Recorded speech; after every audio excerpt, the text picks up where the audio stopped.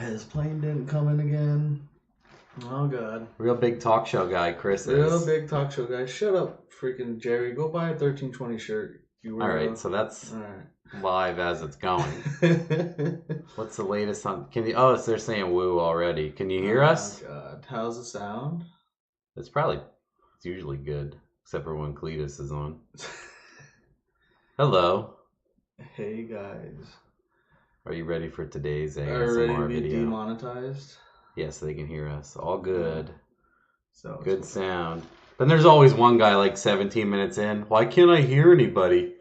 Bro, it's just you. Have you tried turning your volume up? Yeah. Oh, okay. Now it works. Oh, shit.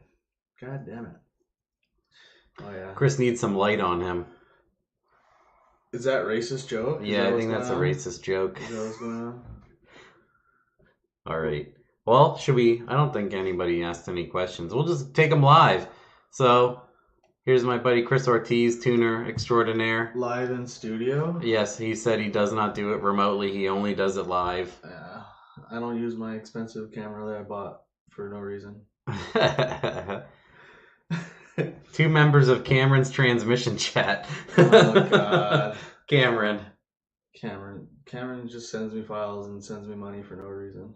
Oh my God, Chris, Shut the fuck. Oh my God, Jerry's a weirdo. Jerry leaves love notes on my desk at work. Oh, nice. This is like what I have to deal with. He does tune for me. All right, this is I said Chris Ortiz. You're working at Charleston Performance Solutions? Yeah, I moved across the country. So, North Carolina. So, if you're looking for somebody south. If you're looking for somebody near South Carolina, near Charleston. Apparently that's disrespectful because they're like bougie in North Carolina or something. Oh. Like liberals or I don't know. I understand a little bit. Yeah. Really big change of pace. It's so slow. Like nobody does anything in a hurry. There is no sense of urgency in South Carolina. Yeah, I'm used to that. Exist. It doesn't exist. It's like we'll get to it eventually. Yeah. And it's really... That's the only thing, like, I get really impatient with. I have to remember that, like, not everybody's on Northeast pace. Yeah, it's like a lot different pace. I'm used to people bugging to get in every day and stuff getting done fast, and nothing gets done fast in South Carolina. He says, nothing. We need Devin in here. I'll just do Devin by himself next time. Devin's always on with someone, isn't it? Joe. Yeah. We've done like Devin and Joe like 2 or 3 times. We should just do it once a week. Just us talking. He seems like a cool guy. Who's that? Devin. Yeah. He seems like a down to earth, like no nonsense. Yeah, guy. Absolutely. I like it. He does the same thing you do, where someone has something that sucks, and he's like, "This sucks." Yeah. And they go to him explain themselves, and he's like, "No, it it's terrible. Just be quiet." It's kind of like me explaining how shitty a G8 is, and I just like list off everything that's wrong, like why it's a piece of shit, and they're just like, "Oh no, I just like it." Yeah. Nah, it's just a horrible car. Horrible car. Oh, someone says you do a best cam with a 78, 75, and a 5.3. I did some best cam cars recently. I'd have to look. I figured I would do like a whole year worth of tuning and running them and then deliver some decent results. Because like basic, like single car judging is kind of tough. What you do is you just post idle chop videos and you sell your car. Oh, see that's that? It. I did a bunch of videos on the cam, and then I did a video where I have a car idling 3 different ways so people could hear it. 30-degree swing. And that has like... Just a 30-degree swing. It has like That's it. That's all you need. 700% more views. Yeah. You just need to just put chop in the title, cancel. He's like that all the time. He'll do it in public. Oh, yeah. He's talking about Devin. I know that about him. If he sees someone walking around with a shirt, he'll be like, "You sell those? You shouldn't sell those. You should get out of here." I got the guy from... What was it? PSI. They were at LS Fest Vegas. And to be fair, I don't think it was the actual guy from PSI. John, I think is the I don't think it was that guy. It was like some guy that was showing his car in the booth for PSI. Oh. And he tried to like hand me the card and was like, "No, I'm good, man." And he's all, "Oh, you don't like swabs?" I'm like, "No, I use Holly. It's just better." And he's like... And he like just went in this big old tangent for like tried to talk to me for like 10 minutes about how the stock ECU is great and does everything you could ever want. And I was like, no, you're just ignorant. And he got upset. People usually get upset when you call them ignorant. I don't know why. I mean, it's a proper word to use. Yeah. But yeah, he got very irritated. He got very, very irritated. I was sure. like, no, you're just ignorant and you don't understand. I do this for a living. You're just here showing your car. Yeah. I did the best cam does work good with a stock converter. I did a car the other day, and it was a 5.3 4-wheel drive 60E truck. I actually have to get back with that guy. I forgot to turn off like rear O2s or something, and it's coding him. Now we have to go back and beep that out of this podcast. Yep. Oh yeah. Yep. And then I did a tune-up in that car. It was a 5.3 60E 4-wheel drive, and it had like 13 by 33s on it, and it picked up 80 rear wheel with. It has stock airbox, stock intake, stock everything, like 04 truck drive-by-wire, stock drive-by-wire, stock, long tubes, and the cam and springs. And it was using 100% of the injector, and it made, normally that would make like 315. Yeah, it's it made 270, 300 but it's spinning a transfer case and probably 100-pound each rim and tire, but it picked up 80 wheel. So that was pretty incredible. I can't work with the stock converter. Yeah, we purposely made the event so that it would be more idle vacuum. And I'm sure you can do it if I was able to do it. Get it to idle with a stock I've converter. been told if you could hear the cam, you need a converter. Yeah. That's what I was told. Not with this. So. It was pretty nice. Chris Ortiz, can I run a stage 5 Shut cam up, on a Bailey. stock converter? Shut up, Bailey. No. Hunter tuned, yee. Did he just say hi? Yeah, he did. Hello, Hunter. Does the 4-inch stroke in the LS ever end with something breaking? It depends on what block you're using. I feel like it just rubs the skirts bad. Yeah, it rocks a lot. It wipes the bore before it does any real damage, in my opinion. Anything but an LS7 with the extended sleeves designed for that. That actual stroke. I mean, it works. But it's what about an LSX block? That is the extra sleeve? Yeah, okay. It has more skirt in the sleeve. Loaded tunes. I did. I don't think I have any tunes in the sloppy cabinet, do I? I don't think I do. I don't know. I think those are all yours. Chris loaded a tune from the sloppy cabinet. Oh, a long time ago, you were selling ECUs flash I was, and you're like, I'll flash whatever you want from the cabinet as an offer also. Yeah, that was back when stock ECUs were worth something. Not anymore. Thanks, Holly. Swapping out drive-by-wire 50553 engine with a drive-by cable using drive-by-wire harness.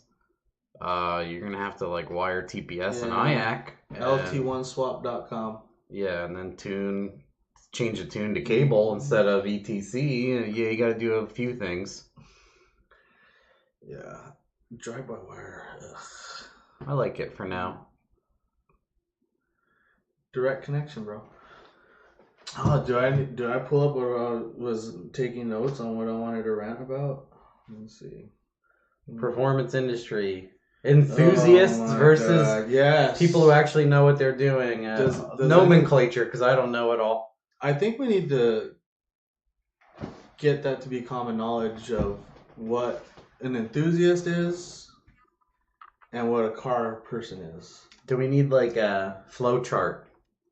A Venn diagram or a Venn diagram? Is that the circles together? Yeah. And we need like a flow chart that's like. And then just in the middle, the only thing that's in common, they have a car. Yeah. But I would say you do a flow chart where it's like, do they have a car? Yes. What kind of car? Is it a whatever car or whatever? And it keeps going until you arrive to enthusiast, retard, trying too hard, decent car person. After we establish that, then we move on to what is considered a build. Yes.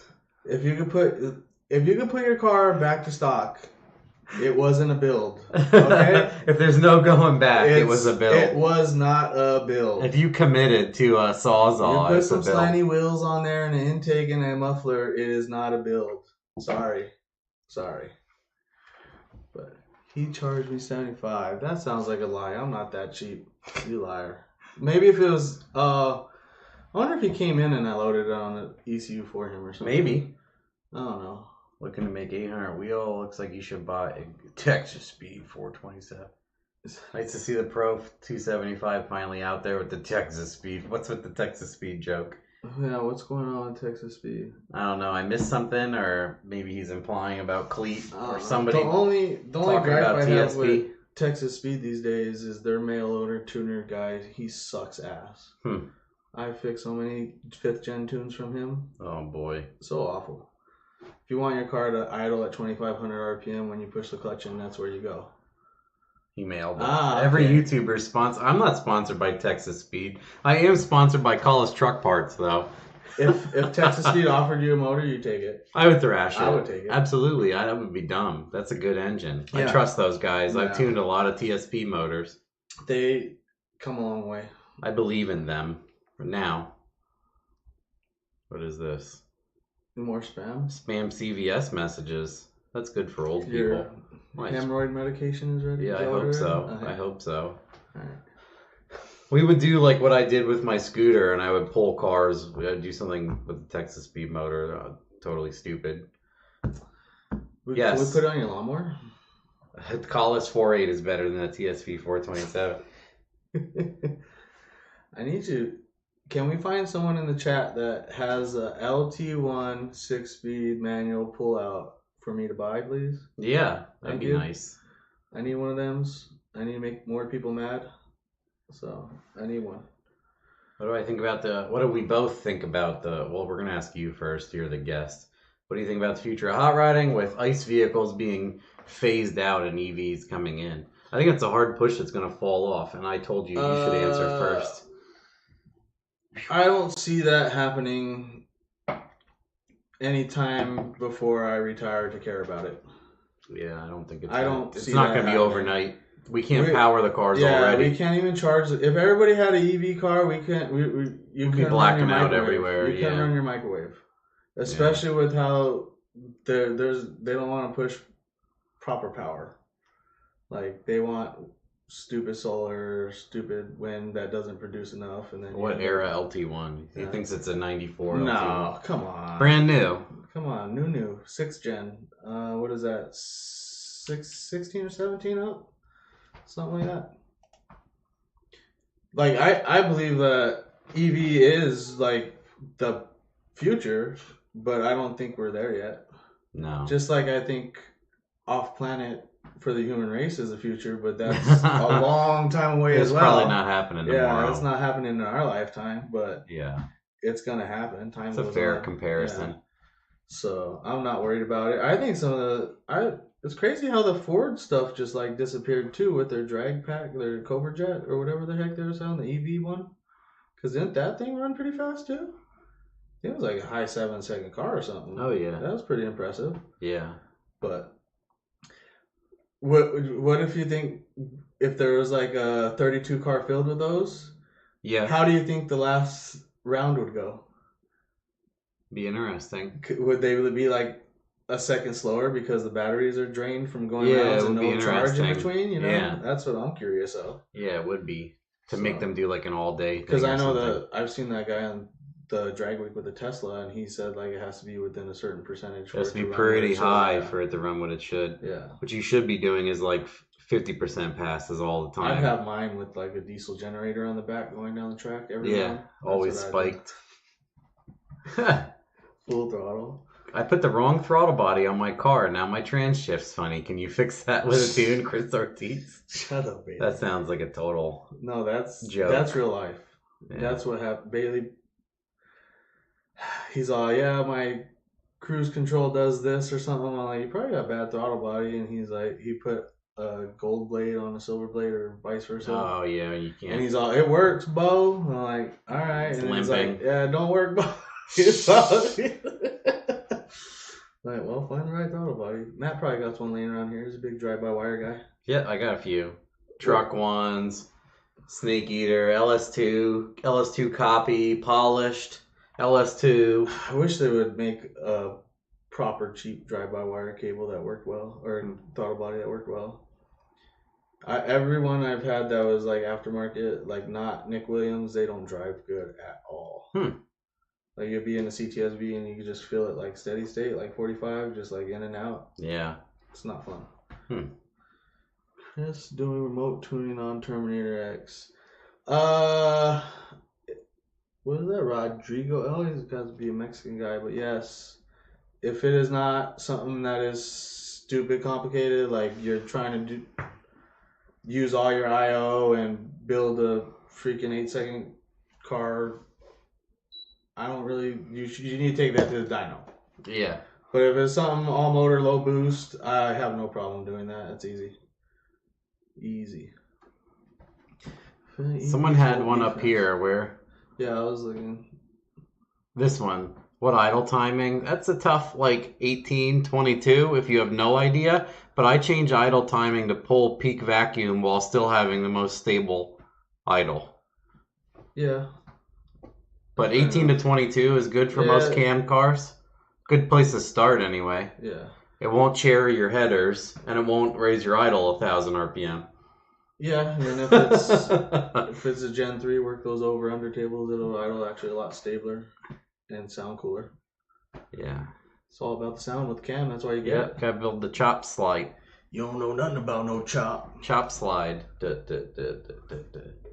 Zigzags. I want it to look like... Sound like a blower car? Michael J. Jackson, or what is it, that guy that Michael J. Fox? Michael J. Fox. I want it to look like... I want the spark to draw a log line. Anyway. That's how I want the spark to log. Get that thump.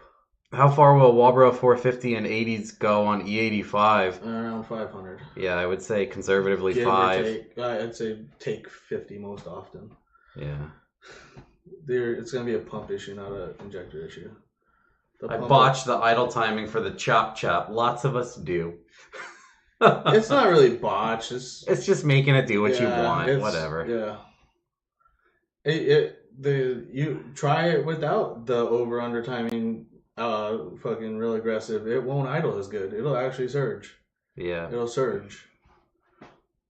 So it's not a small block Chevy. It won't idle at 30 degrees locked out. 40 degrees, 400 RPM, 0 degrees. That's a good slope.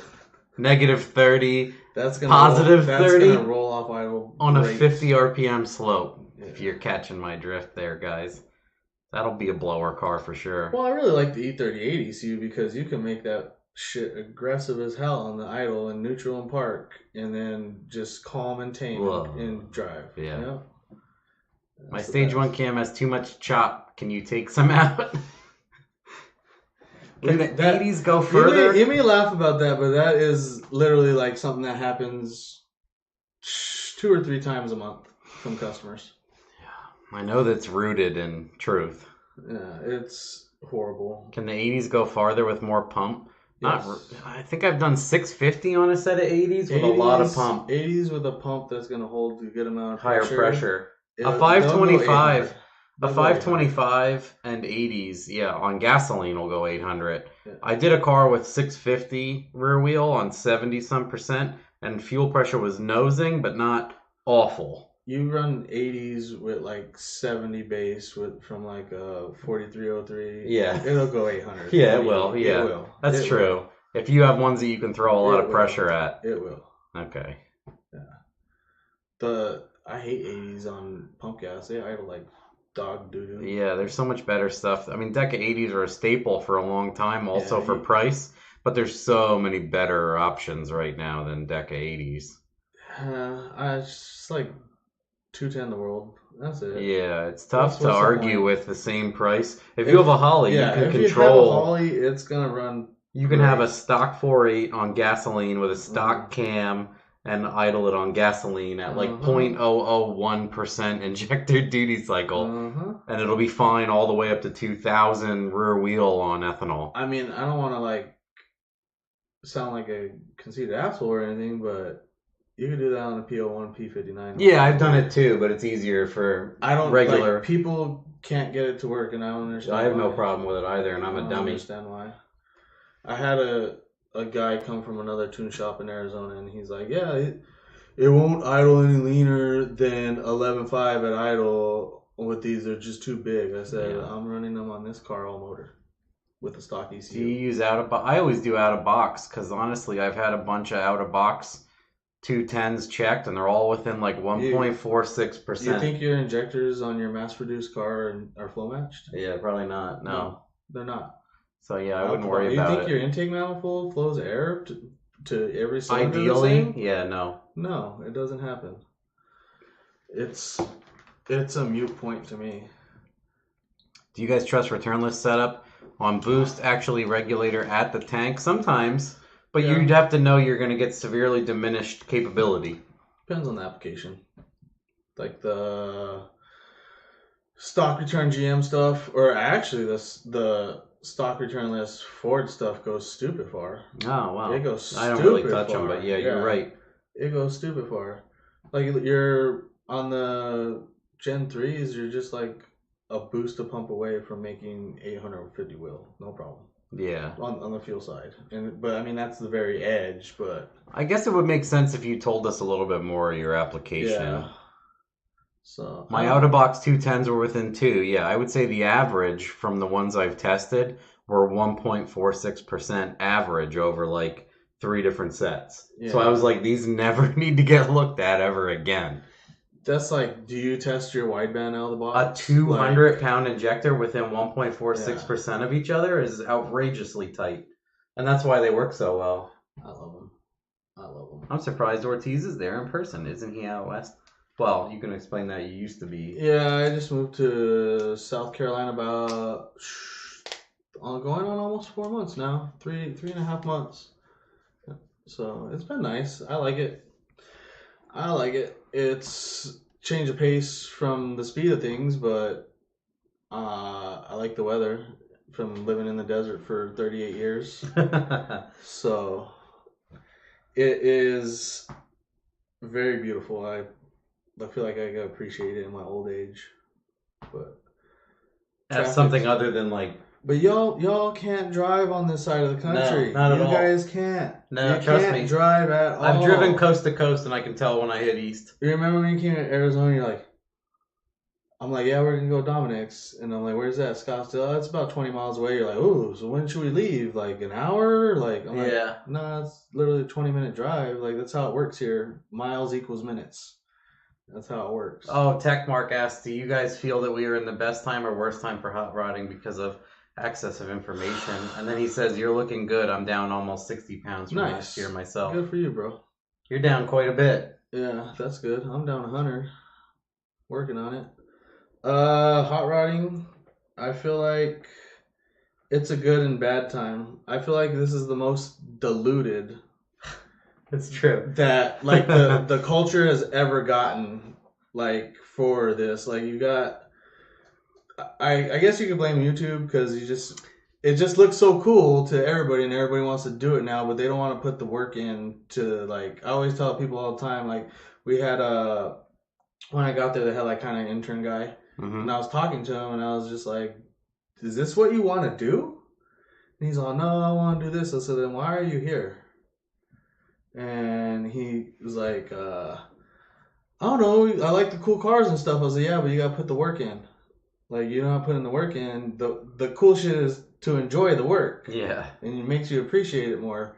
And that's where we're at now when people just go out, and it's kind of crappy because you could just, like, hot rodding back in the day was like you take a car and you build it up in your garage and you figure out what works, you figure out what don't, and you like, you know, you talk to other people and you like get their advice and you like work on it, you take it to the track or whatever, and you progress. It's the same thing. People are like, look, I put wheels and I cut springs. Yeah, now it's like I can go out and buy a new Mustang and put a $5,000 Pro Charger on it and run bottom 10s, high 9s with the tire. Like, there's no skill involved. There's no work. There's no anything. It's true. Just like, and the cars are all so good with traction. Yeah. And I mean, that's always the game. That's the game when you're in like big top money, like big top races. Like, it's who has the most big bank account, you know? That's what it comes down to most times. But as far as like the core of hot rodding, I feel like it's so diluted with YouTube and all this stuff that is just like makes it like a culture that you want to be in, but you're not you're diluting the culture. Yeah. You're not bringing any benefit to it because you're just there because it's cool. Yeah, they are watering it pretty bad. But, I mean, I've met a lot of people, and there's a lot of cool people out there still doing good stuff. But I always say you could tell the difference between someone that is about hot rodding, like car guy, by what they wear. Car guys wear shirts of their shops they support, the brands they support, stuff like that. And then if you're an enthusiast, you wear 1320 video shirts and you watch the videos of the people doing the cool stuff. So, you know, and then you praise the people videoing them. Yeah. And it's, I don't know, whatever. It's just stupid to me. You don't have to agree with it, but that's how I think. I agree. I'm a hater. Yeah, it's just like, no, I feel like it's disrespectful. But yeah, that was a long rant, but okay. Matt, send Chris home with the green car, thanks. No way, dude. It took me time and money to buy that car. Oh god, I already had my share of Fairmounts. No more. I'm good. Maybe someone can find me a nicer one for cheaper. Good luck. This guy ruined it for everybody. I know. For everybody. I just paid the money. I knew who did it. Next year, freaking Kias are gonna be like $12,000 used. Yeah, when I try to buy one to do my 24 valve when I'm done with the rest of this. You're like, best time was in the 2000s when people would brutally flame you off the internet for doing something. Oh my god! Now it's respect the build, bro. Yeah, like the early 2000s was when I got into cars, and it started with a forum. Well, you see what this guy wrote. Yeah. Yeah. It started with the forum, which was Homemade Turbo. HomemadeTurbo.com. Yeah. And if you're an OG in the Honda game, you know HomemadeTurbo.com. I say Turbo forums, and people are like, "No, it started on Homemade Turbo." Yeah. Yeah. That's where I met John Davis or Joseph Davis. Oh. Real big tune guy. He is like I guess he was like more of a mentor. He's an old man, so he's like more of a mentor towards me on this, and we still go back and forth on stuff. It was pretty cool. But that was the site. Like if you didn't have a single cam turbo Honda in the early 2000s with the beer bongs kick ass fucking base map on your Uber data, you weren't shit. Like you weren't shit. That sounds like a very 2000s tuner setup. Yes, Uber data, and that's when I bought my first like chip burner and started getting into tuning. 2000 ERE and turbo edit all day. Oh yeah. My introduction to modding cars was turbomirage.com. Yeah, I mean, and Kenny's from Homemade Turbo. Turbo Jixer? Kenny's from HMT. Yeah. Oh, someone says, do you guys have experience running a Summit Stage 3 turbo cam? Valve train seems noisy. Check push rod and everything. Is it, do you have an aluminum intake? Yeah, if you have that aluminum intake, put your hand on it and it'll stop. If you have sheet metal intake, they just rattle and they ting. They megaphone valve slaps. Mm-hmm. So it sounds like your motor's shot when it's just your intake making amplifying the valve slapping shut. Yeah. So it takes all that spring noise. And that's how my LTD sounded. It's whatever. A bunch of them, I'm like, yeah, guys. Intake works. You can't argue that. That intake works. It may be noisy, but it works. I miss the 2000s roast sessions on forums like Yellow Bullet. Oh my god. If you're the 200 pages of getting destroyed on the bullet. That was the high point of the freaking internet. The forums. bullet. I remember there was a guy called Hot Rex on Homemade Turbo. I don't know if he's still around, but they would meme. Before memes were memes, they would meme the shit out of him. Like make nut swinger posts and stuff like that. And then BTR equalizer will still make a ton of noise. Compared to a composite, if you have an aluminum intake, it's loud. Sorry.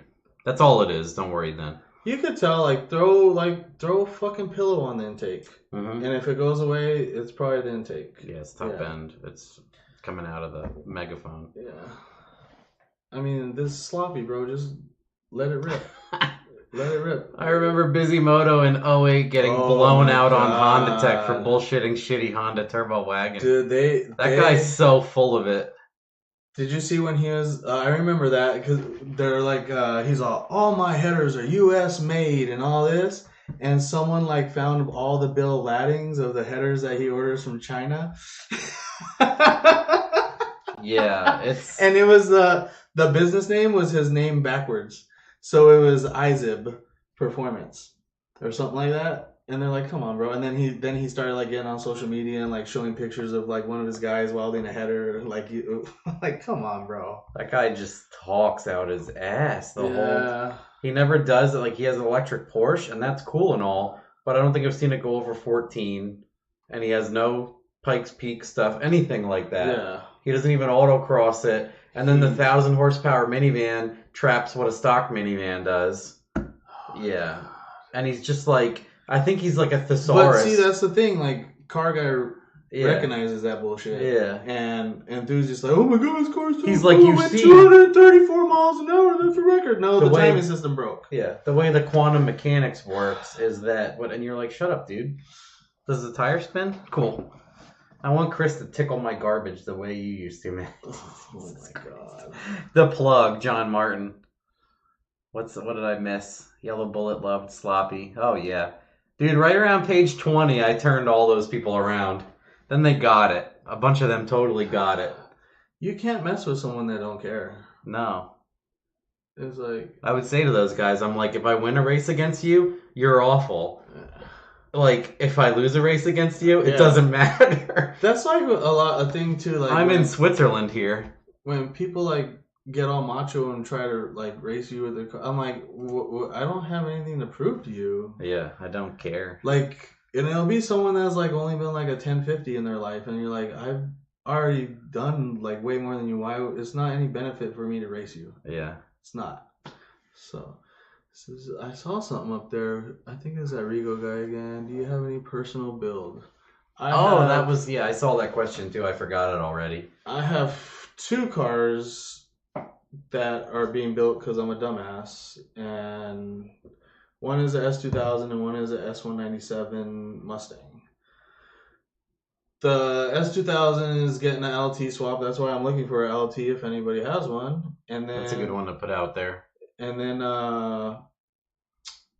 the Mustang has a Barra dropped in it right now. So, and that's gonna be a True Street build, and the S2000 is going to be a piss people off build, specifically built to take someone's records and laugh at them. So that's what that's for. I was going to have 2 True Street cars, and then I thought that was pointless and switched it up. Oh, they're like, no shit, a Barra S197? Yes. Yes. For reals. The nicest Barra. I missed the L83 complete for $400 yesterday. Wow. Oof, that's a good deal. That's a really good price. Yeah. Said not the sheet metal one. Remember Bismol, blah blah blah. Yellow Bullet. I freaking hate that guy. Who's he hate? Busy. Turbo Jixer is a good dude. Busy. Local to me before he moved out west. He's Kenny. one of my friends. Yeah, Kenny's a good guy. Yeah. Kenny's a good guy. The Barramont build on Facebook. I don't think I've seen that. The Barramont instead of Fairmount. My biggest pet peeve is when people call it a Fairmount.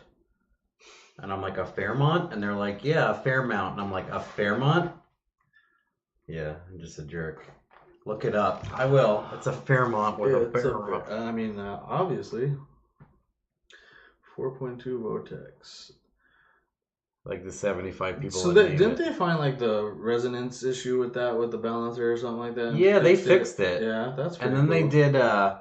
they did a solid cam this time and shimmed everything painstakingly. And they took it to the dyno, they made decent low boost hits, and then it broke the tabs off the converter and beat up the back of the motor. What the fuck? And that converter has been in like a bunch of combos and had no problems. It probably like bolts backed out and wasn't happy. Yeah, but so they're putting a different one in. They wanted to change it anyway, but they didn't want to eject the tabs to change it. But yeah, they're going to go back. We were talking to them today. I'm really curious to see how that goes. Because they made like 840 and then had some kind of issue. Ran out of fuel or something. Yeah. Yeah, they were in the 800 range, I think. I thought those motors were pretty stout from the factory. Like they actually have a little bit of pep to them. Now I know I'm pronouncing it Fairmount if I ever meet you. Thank you. You could have met him today. He came to the swap meet. The hell. Rapid disassembly wasn't part of the plans. Says I got turbo forms, blah blah blah. The shittiest hot side ever. That's me. I believe he's talking about me. 2011 would be exactly when I built the brown car. Oh god. And ran it backwards over some things and folded the whole back end. Yeah, I've had my share of Fairmounts. I'm good now. I got it all out of my system. They make me feel comfortable. They're my support animal. I wonder if I could take a Fairmount on a plane. I need this with me. Christ. I need this. I had that Zephyr for a while, and I just daily drove it. It's so funny, like just how like there's just no gauges or anything. You're just like I'm driving home. I'm like it's all on faith. I don't smell anything. I smell something. It smells like coolant, and then I'm like stop at the light, and there's like steam coming bubbling. Out. I was like, oh, that's me. Okay, we better get moving to cool it off. Whatever. So, a little quick razor blade and shorten the hose and put it back on. I'm gonna like cardboard design a thing for Tom to make an EV hat for my 1-barrel, and then we're gonna connect the turbo to it, and then I'll be ready to do that nonsense.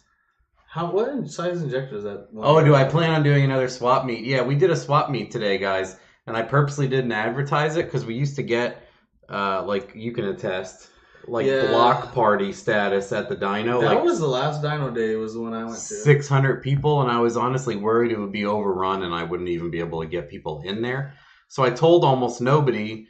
And then if you look at the event, it says like 749 people responded, so it scared the hell out of me. And then probably about like 50 people showed up. Probably 50 people showed up. Yeah. So next time I'll make videos and promote it a little bit better. And we want to do one in October, so it'll be cooler out because it was like scorching hot today. Also, it wasn't that bad. It's hot for me. Yeah, you lived in the desert longer than me. Has the Mustang been on the dyno yet? Yeah, he broke it. It was on a while ago. He broke it. And then I collapsed the bellow, and then I have a bunch of other stuff I was working on. Then I had to do fleet maintenance, which involves like oil changes for our regularly driven vehicles and whatever else. And then Tom, my fab guy, is working on the hearse because I lined all that up. So I lined up Tom not to be able to work on my Mustang, and I just wanted to back burner it anyway because I was starting to get burned out on spending so much money trying to make it awesome. And then, so Tom and I traded the hearse. Yeah, it's exhausting to make stuff nice. Fancy mechanics. So, the hearse was done with fab, so it had to come over here. So I drove it here, and then I drove the Mustang to Tom's, because Tom is doing double slips, wastegate dump tubes, mounting the latches for the hood, and that's a small bit of exhaust till I decide what I want to do. He's doing that now because the hearse is here, and I'm mostly done with the wiring with the Dominator and a handful of sensors. Name dropping Dominator. Yeah, just red Dominators. Yeah, and everything. I just put one in my Kia just to data log. Fire hazard's still on the dyno. He's not this weekend. He's next weekend. I don't have anybody in my calendar, and I said to him I gotta like search my email and make sure. But I think I left this Sunday open specifically because I didn't know how crazy today would be. And I think I was so anxious I invited like 20 people. But 750 some responses honestly scared the hell out of me. But you should have thought it was all bullshit when Daniel said he was coming, because that guy don't go nowhere. So that's my Mustang. So hopefully soon. Tom is also moving into like a 2,500 square foot new facility that he has to clean out and prep to work in. It's part of the deal for getting the building. And then he's going to eventually, it's like a 5,400 square feet, and he's going to eventually take over all of it when the guy retires. So he's helping him clean it. It's like a whole thing. It's probably too much information for everybody. Who cares? But he's in the middle of all that, and none of us have a care in the world about when it gets done. So we're all just being non-stressful about it. So when does the hearse go back to fab for double slip joints when those bellows fail? When we blow it up on the dyno. No. So that will be ready to get on the dyno pretty soon, I think. and then I'll get my Mustang back, and then I'm gonna go right on and see what kind of power it makes because there's a rental. Do you ever miss the days when you'd be like, this is close, and you'd pull a 4 a.m. shift to get done? And I still do it every night. Yeah? Yeah. Man. Yep.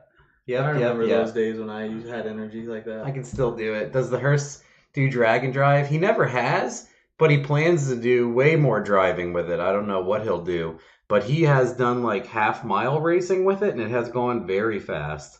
And I believe it's gone high 8, and there's even pictures of it and videos of it wheeling like 15 years ago. Yeah, I think I saw one of his episodes on VinWiki. And they were, like, showing pictures of it. It was pretty cool. And then they did like all the AMS videos that Arnie was behind are like 80s themed driving around. There's the guy of him picking up sandwiches at the deli down the street from him, dressed as Mr. T in an 18 van, and he like struts in and grabs all the sandwiches and books out and throws them in the van. And nobody at AMS knew he did this shit all the time to people at AMS. That's why they love Arnie. He shows up in like the 18 van, screeches to a stop, opens it, like throwing hoagies at people from Jimmy John's. It's just ridiculous. He's done that so many times. And then he had the Dirty Bird, and then he had a complete like resto mod LS3 TR6060, the 17s that look like 15s, so it has gigantic Willwoods and like the most beautiful resto mod whenever, and he got rid of it because he has one he calls the Dirty Bird. It's like a really shitty version of that Firebird. He likes that better. That's Arnie. I mean, I get it. It's like something that you don't have to worry about. Like, what are you gonna do? Drive it and worry about where you park it every time and stuff? It's horrible.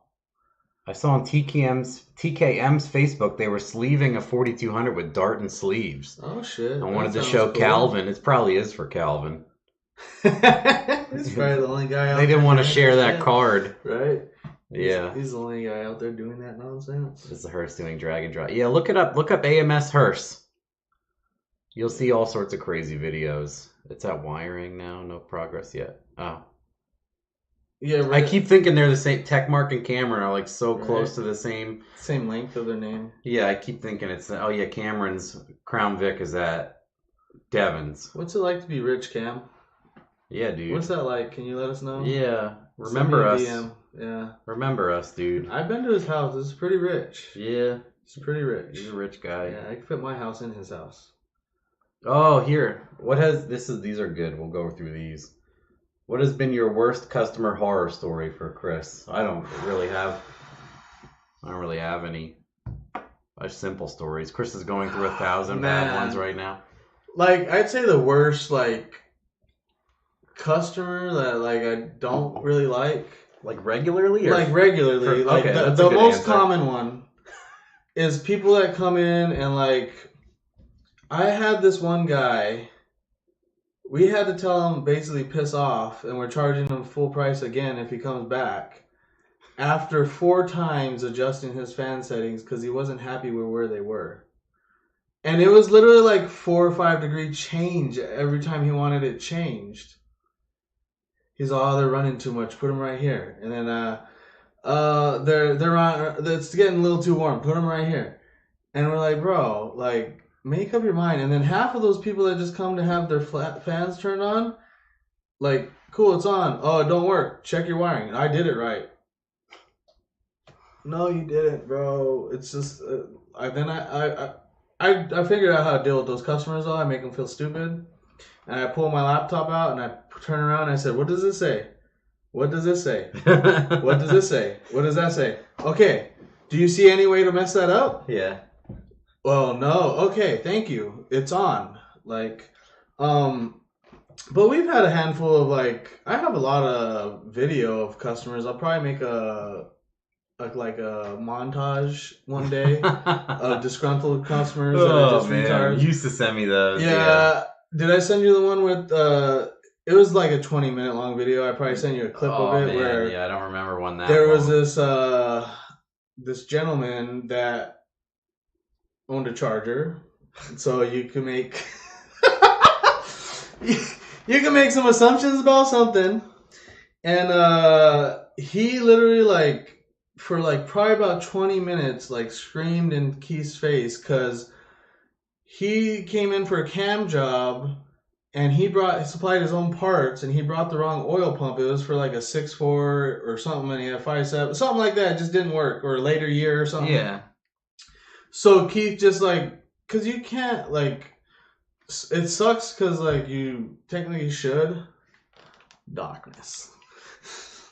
But you technically should like consult with them, but like we're just like whatever, he could return it, and we're just gonna buy another one and get the job done in the time frame, you know.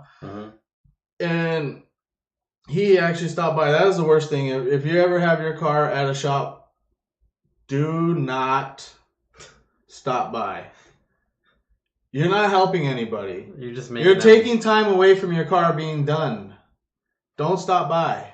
It's not productive. I was in the area. No, keep driving then. So did we call you? Then don't stop. Yeah. If look, I don't want your shit here. I want your money. So yes, of course, if your parts are here and your car is done, I will let you know. As soon as it's done, you can come get I will let you know. But this guy did one of those numbers. I'm in the area, and he's like, our tech was putting on the water or the oil pump, and he saw the oil pump that he purchased off to the side, and he's like, why aren't you putting my pump on? He's like, well, it doesn't fit. It's the wrong part number, and explained it to him. So we just throwing this one on. It's the mailing as well, and we just want to get through putting your cam in. And he didn't understand. He thought we were ripping him off because everybody always thinks you're ripping them off. And it was like a big shouting match for probably about like 30 minutes. And the highlights I remember were Keith only has this business because he is white. I have stacks. Have stacks. I have $75K in the bank, and they wouldn't even give me a loan to start my own business. I'm like, then why do you need a loan if you have? Why are you worried about an oil pump? So the job's getting done right. Yeah, and those are like the worst customers. I will say South Carolina customers in the short time I have been here are far worse. Wow. Than Arizona customers, as the angry side, I would say. Not like in general, the angry kind. But like the first day I started that job, the first day I'm just sitting there like, all right, well, what are we gonna do? The first guy that walks in is like, don't you ever recommend anybody to me again, Matt, the owner. And he's like, what's up? He's like, man, just started shouting. I'm like, is this what I'm in for? And it's only happened a couple more times after that. But yeah, it's not, customers suck. This would be a lot better if the cars drove themselves in. But whatever. Oh, he says, how did I miss announcement of Chris? We did it like an hour before the show. Yeah. It was impromptu. Your flight stuff was a little bit of a mess. So yeah, I had to run across the airport. I feel like any other time we try to set you up, like you. Well, I got caught in that. That was the first like big cancellation thing that they did. That was when I was supposed to be here last time, and I got caught up in it. It says on my 2018 SS, blah blah blah. Okay, header is a 720. I'm at a 12.5 air fuel. Everybody else is shooting for a 12.2. Was the motor happy there? Who cares what everybody else does? That's like a difference of nothing. Yeah. That fuel... The weather is going to change fueling doesn't really... If you're worried about the power, it's zero different. Zero different. Especially gasoline. Yeah. Sometimes you can get more aggressive with race or ethanol, in my opinion. Sometimes but it's at 93. What I call fuel sensitive, but pump gas. And what wideband are you using? You using AM, so you don't really know what your fuel ratio is anyways? Like, add 10% to that, it'll probably make the same power. It will knock. It will knock. Oh, it's direct injected. I'm sorry. It will knock if you run it rich. Yeah, I beat the car like a redheaded stepchild and no issues. Yeah. Good. Yeah, good. I wouldn't change it. I tuned a Gen 3 CTSV the other day and I ran it at 12.8. That's where it was happy. It's so weird to me. I'd run it leaner, lose power, and knock. I run it lean. I probably could have ran in the 13s and it would have been happy, but I was like, okay, it's not knocking anymore right here, and I have the timing I want. So weird. I'm good. I don't touch them. The EM Widebands are no good.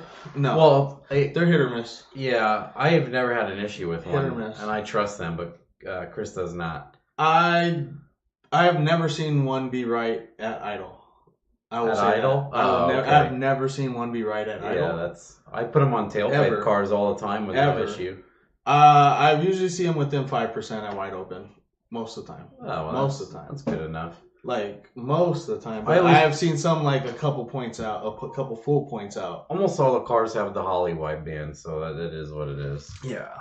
But before I tune a car and then I'll throw fuel at it until it significantly dies off, and then I back it out a little bit. Yeah, if your timing is right, the air fuel ratio is not going to account for much power at all. You can unless it's a DI motor. It's a lot more finicky on a port injection motor.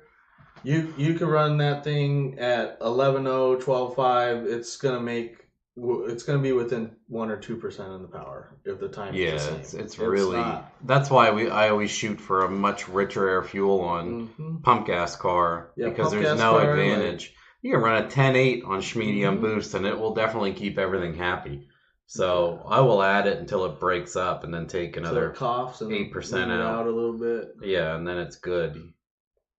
Because, what I would call, I don't know what you would call it, but fuel sensitivity. Some of them don't care.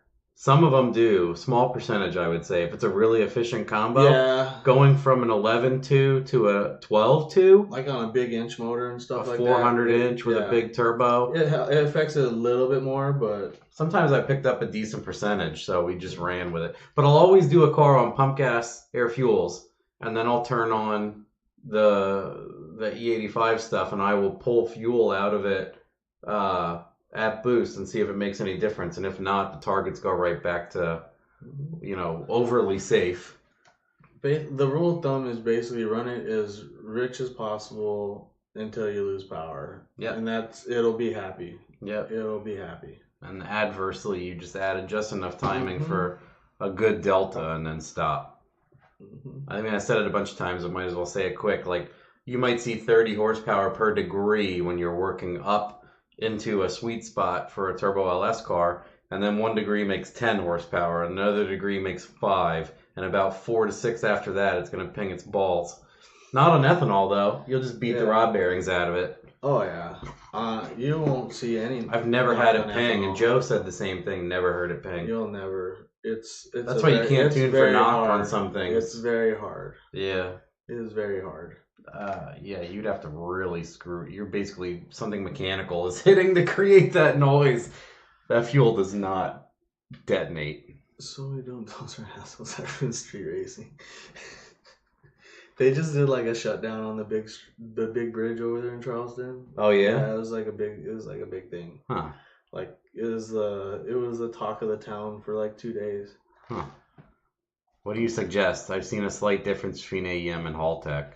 I don't know anything about the Haltech controller. It might be good. I don't know. I think Rich Holdener did a video. They still use the same sensor. It's still a 4.9. Yeah. Someone did a video where they took like all 8 popular brands of Widebands and put them all in the same pipe and staggered them to try to not fight each other. Yeah. They were all over the place. So just do whatever you want. Just like a dual wideband 210 car. A wideband I would recommend would be AFR 500 or AFM 500. From like Bollinger. That's like the entry level wideband that I would recommend. It's gonna have but only the NTK version, not the Bosch. They have 2 versions, the Bosch and the NTK. You want the NTK sensor because it's a wideband you actually free air calibrate, so you know it's gonna be right. So. Anyone here late to the show about learning street cars? We were talking about you, Kenny. Did someone ask? We were talking about home. Kenny, give us your best homemade turbo story. It better include hot wrecks. So, yeah, but those widebands work very well. They're just. I wish they would come with the pod, like they would make a 52 millimeter like style for it for people in cars, because or a window mount. Yeah, the rectangle box is kind of annoying to mount. There we go. Someone designed up a 3D print to mount it to a windshield or. Don't do that. I'll probably print it up, and then you'll sell it. And then I'll just send it here for a box, and you could drop ship it. Yeah, I'll drop ship them from Jacob. You print them and send them to Jacob, and then I'll drop ship them to customers through Jacob. That seems like a good idea. Yeah. Kenny's a real big modular guy these days. Real big modular guy. Yeah, he's got that Mustang. He's all about it. He's all about clunky rear ends. He's stick shift guy too, right? Have you played with Mustang twin 3 ends for peace of mind? I have had a couple cars come in with Mustang. I think the last one I did was a GT500 on 91. And I think I was able to get like 3 more degrees in it with the Mustang. So it picked up like another 50 wheel, which wasn't bad. I've heard some of that stuff actually works. Yeah, I think it's just like toluene or something like this. Toluene, yeah, I think is the like word. that, yeah. I've heard of that too. And I think that's like just pure octane or something they send. I want to do a test on this. I talked to Jay Marr about this in like the Real Street video I did with him interview. He says, have you guys messed with race ethanol? Any difference between them, like X85 Ignite Red, 1 ethanol? And what we talked about was, in my experience, a Turbo LS car doesn't need it. Yeah. But like 75 pounds in a Supra, there's a benefit. And he agreed. Because I was like, I've tried that, and I didn't see anything. And he's like, you won't. I think if it's a max effort thing. A lot of horsepower per cylinder. If you want everything out of it. It's oxygenated. Yeah. Yes, but is it going to make enough of a difference on your 1,000 horsepower car? Probably not. I'd love to do a test. I've asked those companies if they would sponsor a test. I've tested X85, C16, and Q16, and they all made within 10 horsepower. Wow, yeah, and you're paying $18 for Q? And E98. Yeah. So we just ended up with the E98 because $3 a gallon. What happened is about the same power. Yeah. What I think happened was ethanol came out and no one wanted to buy race gas, so race gas companies were like, use our ethanol. So it's $10 a gallon instead of $2. Well, the X85 is just regular E85. Oh, okay. It's nothing. It's still cheap. I think it has like 93 in it or something. It's nothing special. It doesn't make any sense though because 50% and up is like the same power in my opinion. Oh, I know that. Yeah, other people don't know that. They have a boner for 85 plus. I always love that when they're coming off the dyno and we're like, what's 68%? I'm like, we got to 68%. Oh, what do you think you'll make on E85? I'm like, the same amount. Exactly the same amount. The octane jump from 0 to 30 is huge. Maybe like 1% at most, just from the cooling effect of it. 1%, guys, if it makes 700 wheel, is 7 horsepower. Yeah. Just to put that in perspective, because we were talking about knowing percentages really well. Mm-hmm. It's 7 horsepower, guys, which is a back-to-back difference. Discrepancy. If you know how to tip with percentages, you could be a tuner. Yeah. Okay. Tuning's all percentages, in my opinion. Damien brought that H2B header to the test when Jay West was testing headers. Oh, that's funny. They remember each other. Nice. Missed connections. Forward expectations. Tuning Busy Moto custom header, bro. We used to roast Busy on homemade turbo. Yeah, that's how long he has been a joke. Wow. It just goes to show you can make money off of enthusiasts, bro. Yeah. 1% is within realm of error. That's what I was saying if I didn't get it out right. Mm-hmm. That's just difference between hits. Yep. I always say that too. Especially if it's a turbo car, it's not as repeatable as motor. I've had some that are pretty tight. I'm still trying to figure out why when you raise the boost, you always have less power in the mid-range. You ever notice that? I think it just has to do with the turbo auto. You think so? It gets when you have more power, it hits the converter earlier and pushes it farther. That would make sense. It gets rid of the mid-range because it's passing it. Yeah, it's coming up way earlier, in my opinion. Yeah, that would make sense. Yeah. Because you have a dyno jet, that's why. Yeah, it loads different. It looks different. My favorite is when people are like, show us an RPM chart. I'm like, you want to look at an exponential curve? RPM, and then I made a whole video on it if you guys Every now and then people on are like, why are you posting mile an hour? You're dumb. And I'm like, I just post the video that says why I do it. What does it matter? It makes perfect sense. You mean it's dumb to watch this thing makes 750 horsepower for 100 miles an hour? That's dumb? Yeah. You're not understanding what you're looking at. If you can't understand, the car makes 700 wheel from 50 to 150 miles an hour. Yeah. And that's the best way to plot it over mile an hour, because the converter comes up and sits at 6,500 and goes, at the very end, it goes, 7,000. So now you have upside down hockey stick. And then you're like, why does it make anything in the mid-range? And a dribble, and you're like, this power band sucks. And I'm like, yeah, but on a mile an hour chart, it's 100 mile an hour of over 700 wheel. Yeah.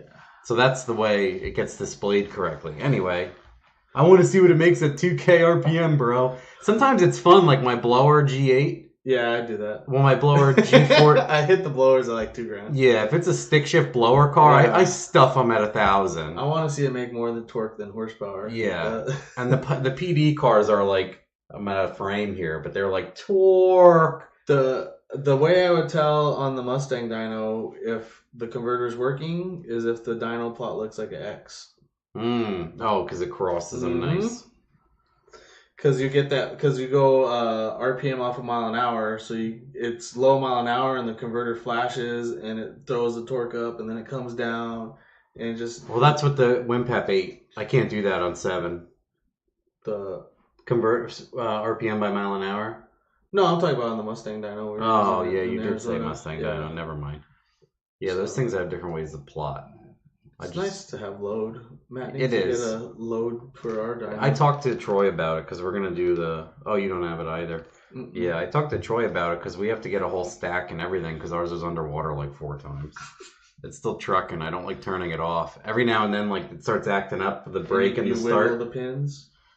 I turn it on and off, and sometimes I got to hit the on switch 45 times. I'm like, ding, ding, ding. But it's just because the stack's been underwater. Like the lanyard will like just stop working randomly all the time. Like I have to like push the start button like 6 times to start a run every now and again. And then some days it's perfect. I don't get it. I don't get it at all. So weird. Maybe it's a network problem. You should call an IT guy. I got banned from Wikipedia for a while for Bisimoto. Okay, Kenny.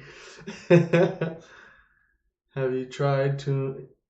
Oh, he said you tuned my Kenny. Coke or Pepsi? Coke Zero, bro. Coke hurts my tummy. Yeah, I gotta get Coke Zero. It's not as bad on my stomach. I got one here. I got a Starbucks. Big coffee guy. Big basic over here. And I got a Coke Zero. Please. What is John saying? I'm not gonna read it out loud. Did you piss off Holder when he gave you Sloppy Best versus Truck Norris video series? Did I get mad at what was that? Why would anybody get mad? Right there, Anthony Ash below. Did you piss why he gave up on Best versus... He made like a bunch. Why would he keep going? Yeah. I saw like 2 videos. Why would he keep doing it? I'm kind of confused by... I don't have any problems with Holdener. Yeah, he's a good guy. No, we talk every now and then. I don't I don't talk to him a lot, but I don't really need to. But he's cool as hell, Holdener. I feel like Holdener's like one of those that like I'd meet him and I wouldn't be disappointed. Yeah. I'd be like, damn, 100%. That is a really smart guy. Like, yeah, he totally knows his shit. Yeah. Whereas, like, has that been your experience when you meet people? It like, depends. You run into someone at the track and they're like kind of big, like big in their community or whatever, like their world, I would say. Yeah, it's and tough. Then you're just like both ways. You're just like, this guy don't know shit. It's both ways, I think. There's no in between. It's either you know everything. It's a coin toss. You're like, dang, that guy. Yeah, he's everything. You kind of think someone's bullshit, and then you ask them something like, "What's your back pressure? Look at that," and then they answer it, and you're like, "Okay." Yeah. Someone's looking. I'm like, will you ingest some coolant pressure while you make that pass, or do you shrug it off, or just dump your thing, or dump your 2-quart overflow in your trunk, or what? I think my first experience was I met Sheepy back in the day. Oh, what did you think about Long time him? ago. I went to IFO in Bakersfield, and Fireworks. Is that what that is? Yeah. Oh, I'm from Phoenix. That would have been gunshots. Yeah, that's little league stuff going on. But I saw him at the track in an IFO event. Anyway, yes, I'm sorry. Keep going. Kenny. And God damn it, Kenny. They're trying to figure out why I went shift. Okay. And they're like, I was like, well, did you push the clutch in and see if the slave's moving? And he's like, where's the slave? Be serious. I was like, wait, bro, you're like the Honda guy, and you don't know right what a slave cylinder is? Like, after that, I was just like, man, this is all a freaking show. He was very dramatic at GTR, I should say. Oh my god! And he wanted to fist fight Hank Irose Hank is like the most Switzerland dude ever. But that's probably why he wanted to fight him, because he's like, because he's a little guy that doesn't care. I don't want to fight a real guy that's gonna beat me up. Everybody else will pick him up and I want to spread my beta energy to this guy that might not fight. Yeah, they were like, you need to go. I guess he had a bunch of drinks and whatever. I don't know. Because the big deal. Well, Hank explained. He's like, part of this reason is because he developed all of that Daza, like the 07K 5-cylinder stuff. Obviously, that's been his bag for a long time. And they worked with like Dodson on the transmissions, and he worked with the company, whoever it was, Cobb or something, to get all of the transmission definitions, internal parts, and everything happy. So he like developed that. And one day they called because Sheepy was getting into the Lambos and stuff with the 5-speed. And it's the same thing. Like he said, it has like a different adapter or something, but it's the same thing when he opens them. I mean, like you look at all the Lambos and stuff, they have VW parts all over them. Yeah. We had a Lambo in. Well, go ahead and finish. Sorry. So the developer, because Hank pretty much owns all of that created data, they were like, hey, can we share that Sheepy wants to get into this? And he's like, yeah, I don't care. Don't even charge. Just let him do it so he can improve his shop or whatever. And that guy's like, I did it. I developed it. So he was like having he wanted a chest bump with, you stole all my transmission stuff. And Hank's like, I did it 12 years ago and I let you use it. You didn't even ask me or were formal at all. And I guess that's because Hank Irose, all of his cars shift. They keep making passes with the Lambo, and it's not shifting. It's banging the limiter. It's not launching. I watched the video of him explaining it, and like how they have to like bring the clutches in, everything he learned is from Hank, and all that kind of stuff. It's pretty interesting. It's literally all Hank's hard work. And that guy was like, "You stole it from me," and Hank's like, "I did it 10 years ago. Were you building dual clutch 7-speed Lambos 10 years ago?" I don't know. That guy's a big tool. And he kind of acts like it too, so it's not hard to see it. There's a lot of... So he got drunk and wanted to fight Hank Irose. It's like 5'5", 135 in wet clothes. Of course he was going to fight Hank. Hank will probably fucking knock his teeth out. Anyway, we'll move on. Hank seems like a quiet killer, absolutely. Yeah, that's the quiet ones you always got to look out for. He's the guy that'll like smash your lower jaw off in one punch. Irose was out there at LS Fest Vegas. Did you see that? No. Cranking on everybody? No, they're literally like at the Oh, he held up the sign and it says like LS is overrated, change my mind. And he just sat there in a table. That's so great. And everyone's pulling up, and he's literally holding a thing that's like, let's go. And everyone's like, no thanks. No thanks. So great. I don't want to mess with mess with the IMS 1100 guys today. Yeah, it sucks. What was I gonna say? Yeah, I've known a lot of. I don't know if I want to go into that with Kenny. I got sheepy stories, but this is way too public. Yeah, don't let me say it. Yeah. I mean, I just said what's Sheepy gonna do? Who gives a fuck? It was an actual event, and he got drunk and tried to do things he shouldn't, and you should be kind of shamed for that. One of his Lambos got hit by like some random truck at Texas 2K, like pulling out of the gas station. Huh. I mean, I guess that's karma. Yeah, I don't know. He just seems. I don't know. Like, it's funny though, because like all these big names you see, you go to like people that you like get along with and stuff, and like they come up or whatever, and they all have the same opinion. They're like, yeah, that guy's a douche. Like, you don't find anybody that likes him except for like some little kid that like buy like, oh my god, Lambo, I'm buying shirts. Like, I saw him on my Life on the Street Racer. Oh, what is he saying to Hank? I remember this because he was trying to talk down on him. He's like, I drive a Super Leggera every day. What do you drive? He's like an EcoBoost van.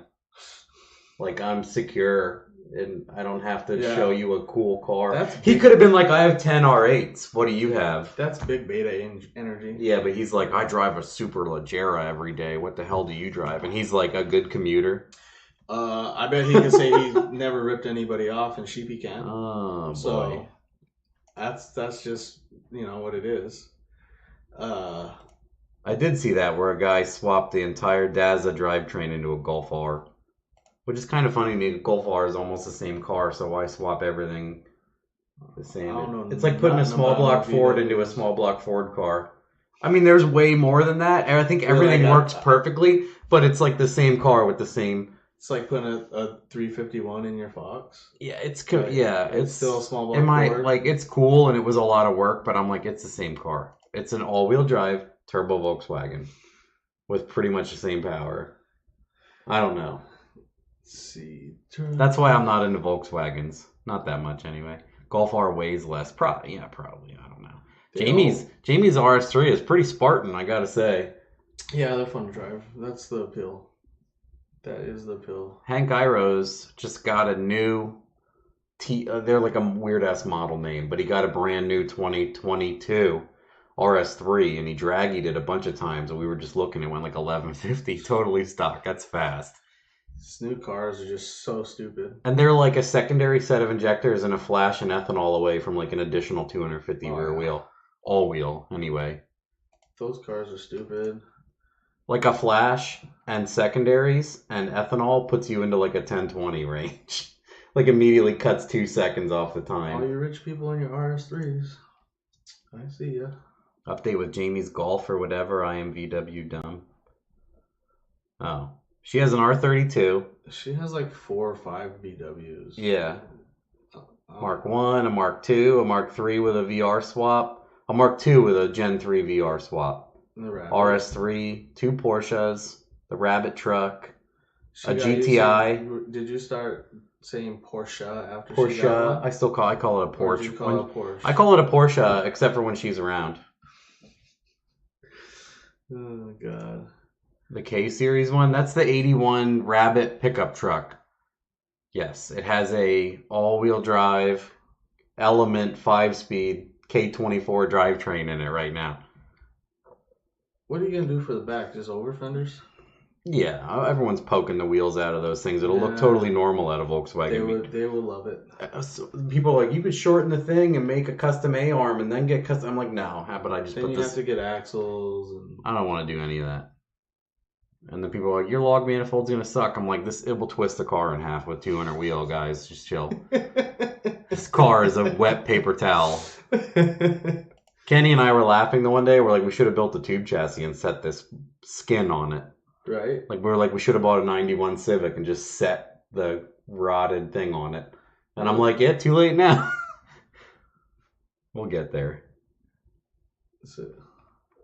Don't meet your heroes. Yeah, that's... Oh, here. There was more here. Dude, we totally skipped. Jeez.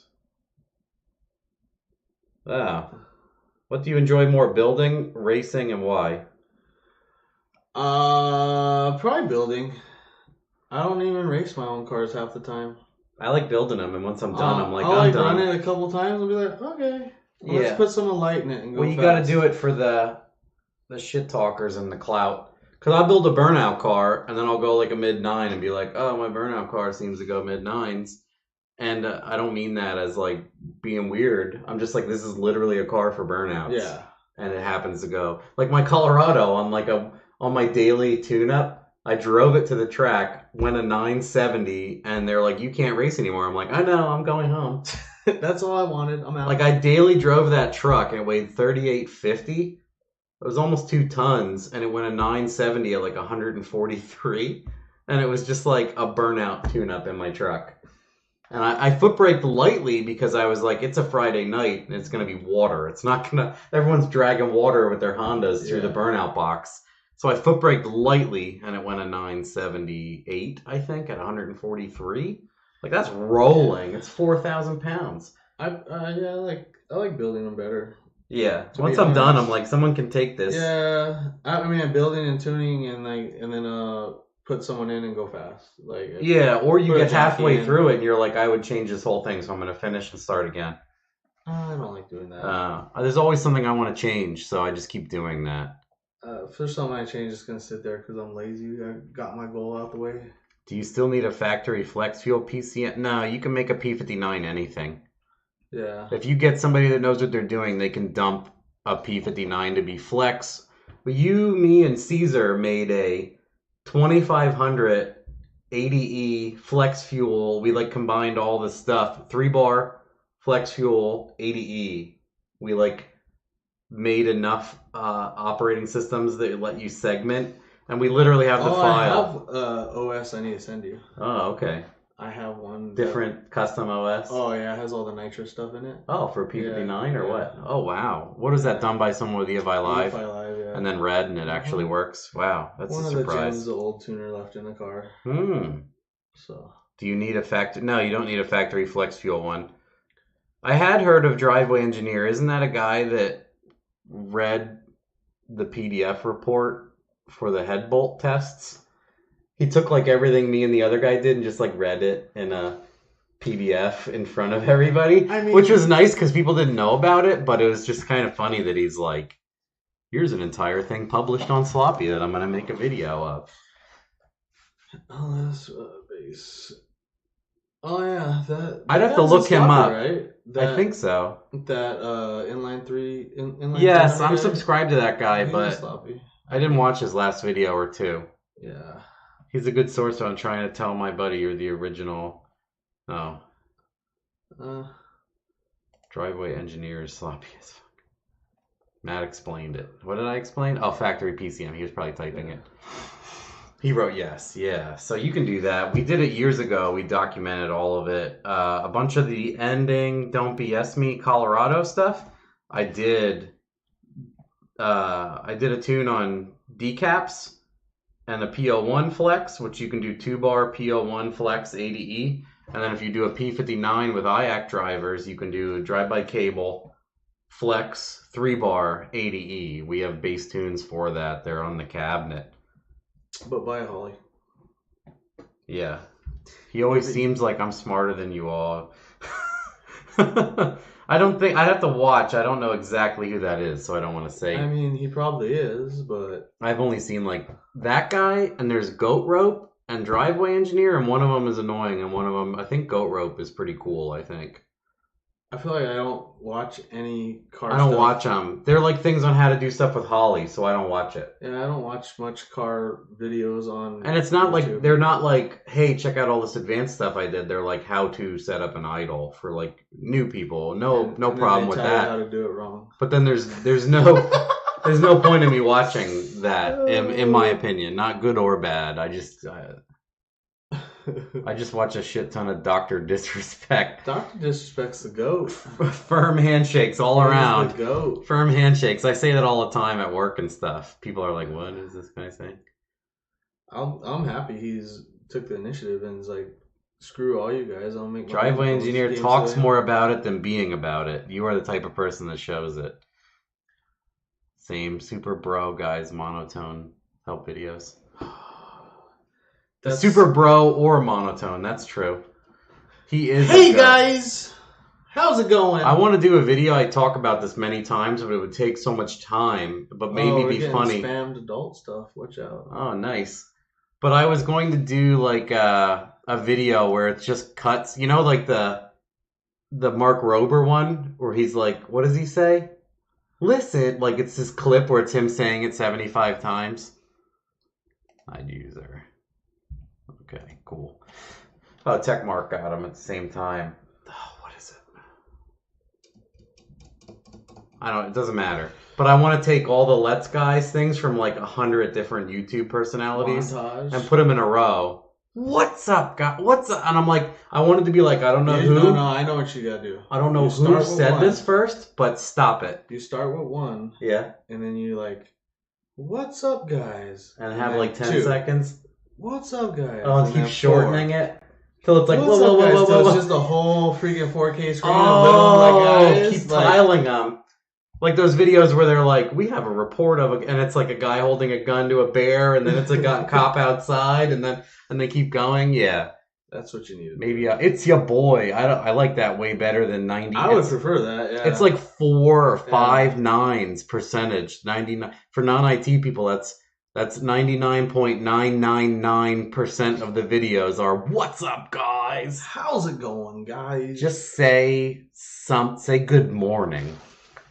Say something. I don't know. Stop it's one of those things where you can't undo it. It's like when I say to Jamie, like someone's talking and I go, that person says every 3 words. And she's like, oh my God, it won't go away. And I'm like, that's my brain. Someone's talking and they're like, and I'm like, I can't hear a damn thing. My brain is just echoing. It's like the mole where he's like, moly. My brain's like, I'm like, this person says. Isn't that a Seinfeld episode? Like, I have no clue. Face and they're just like focused on. Oh no, it was something on the neck of someone, right? Oh, like, I don't know. There's a lot of movies like that where something. No, that was in Cheech and Chong too. Strawberry. Yeah, don't say anything about his face. If you're new here, smash the like.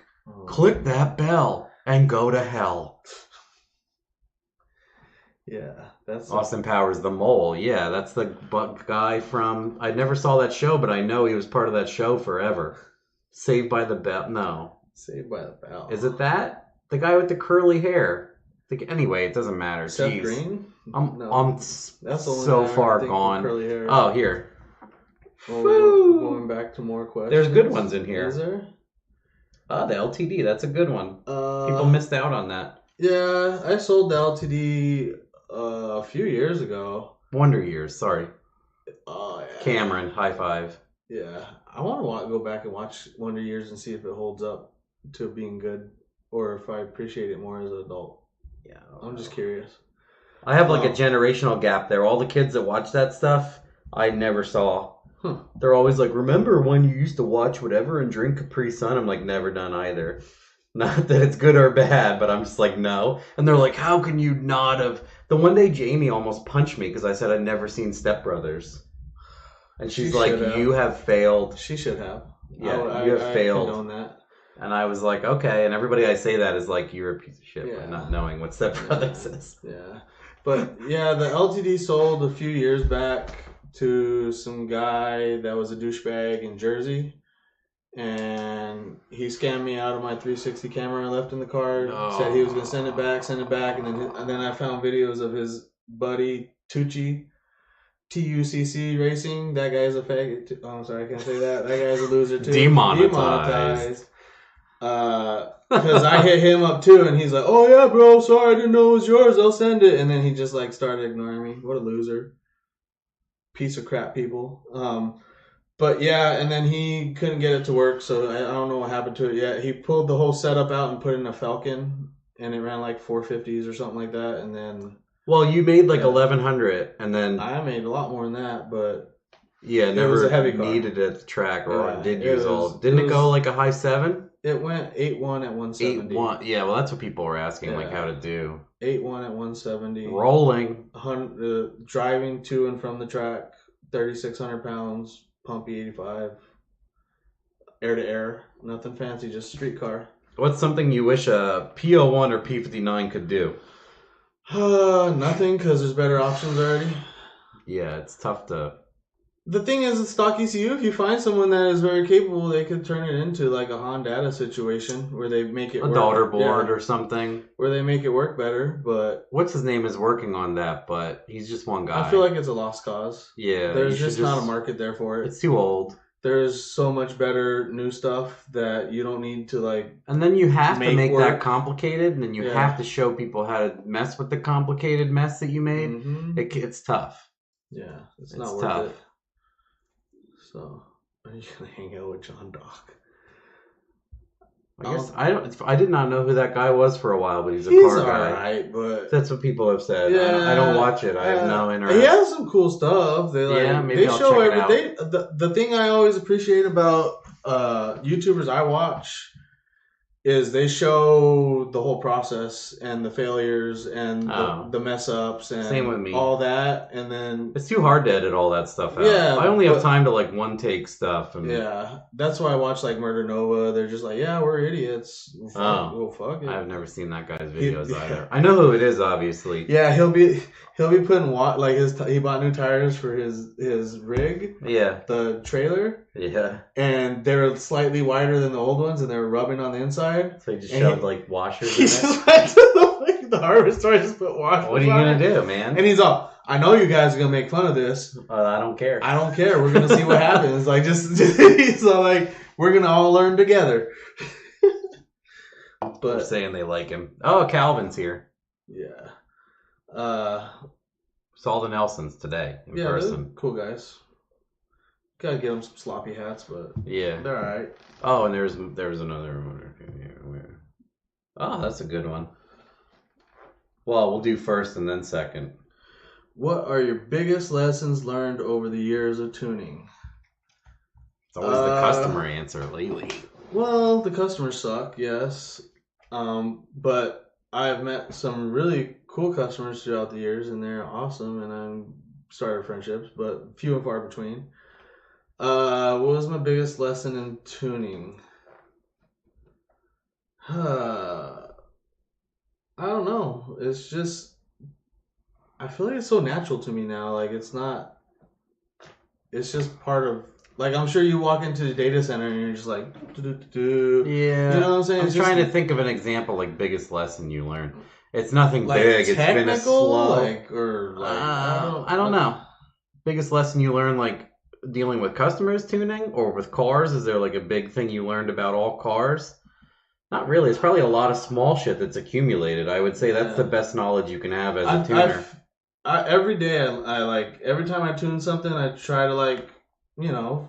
Yeah, it's trickling in all the time. Yeah. What does this one do? I don't know. Let's figure it out. Like, I'm always trying to be learning. Biggest lesson. I would say maybe if you were like doing your own shop and everything, and then you'd have the same answers that customers are unrealistic and on everything, on all fronts.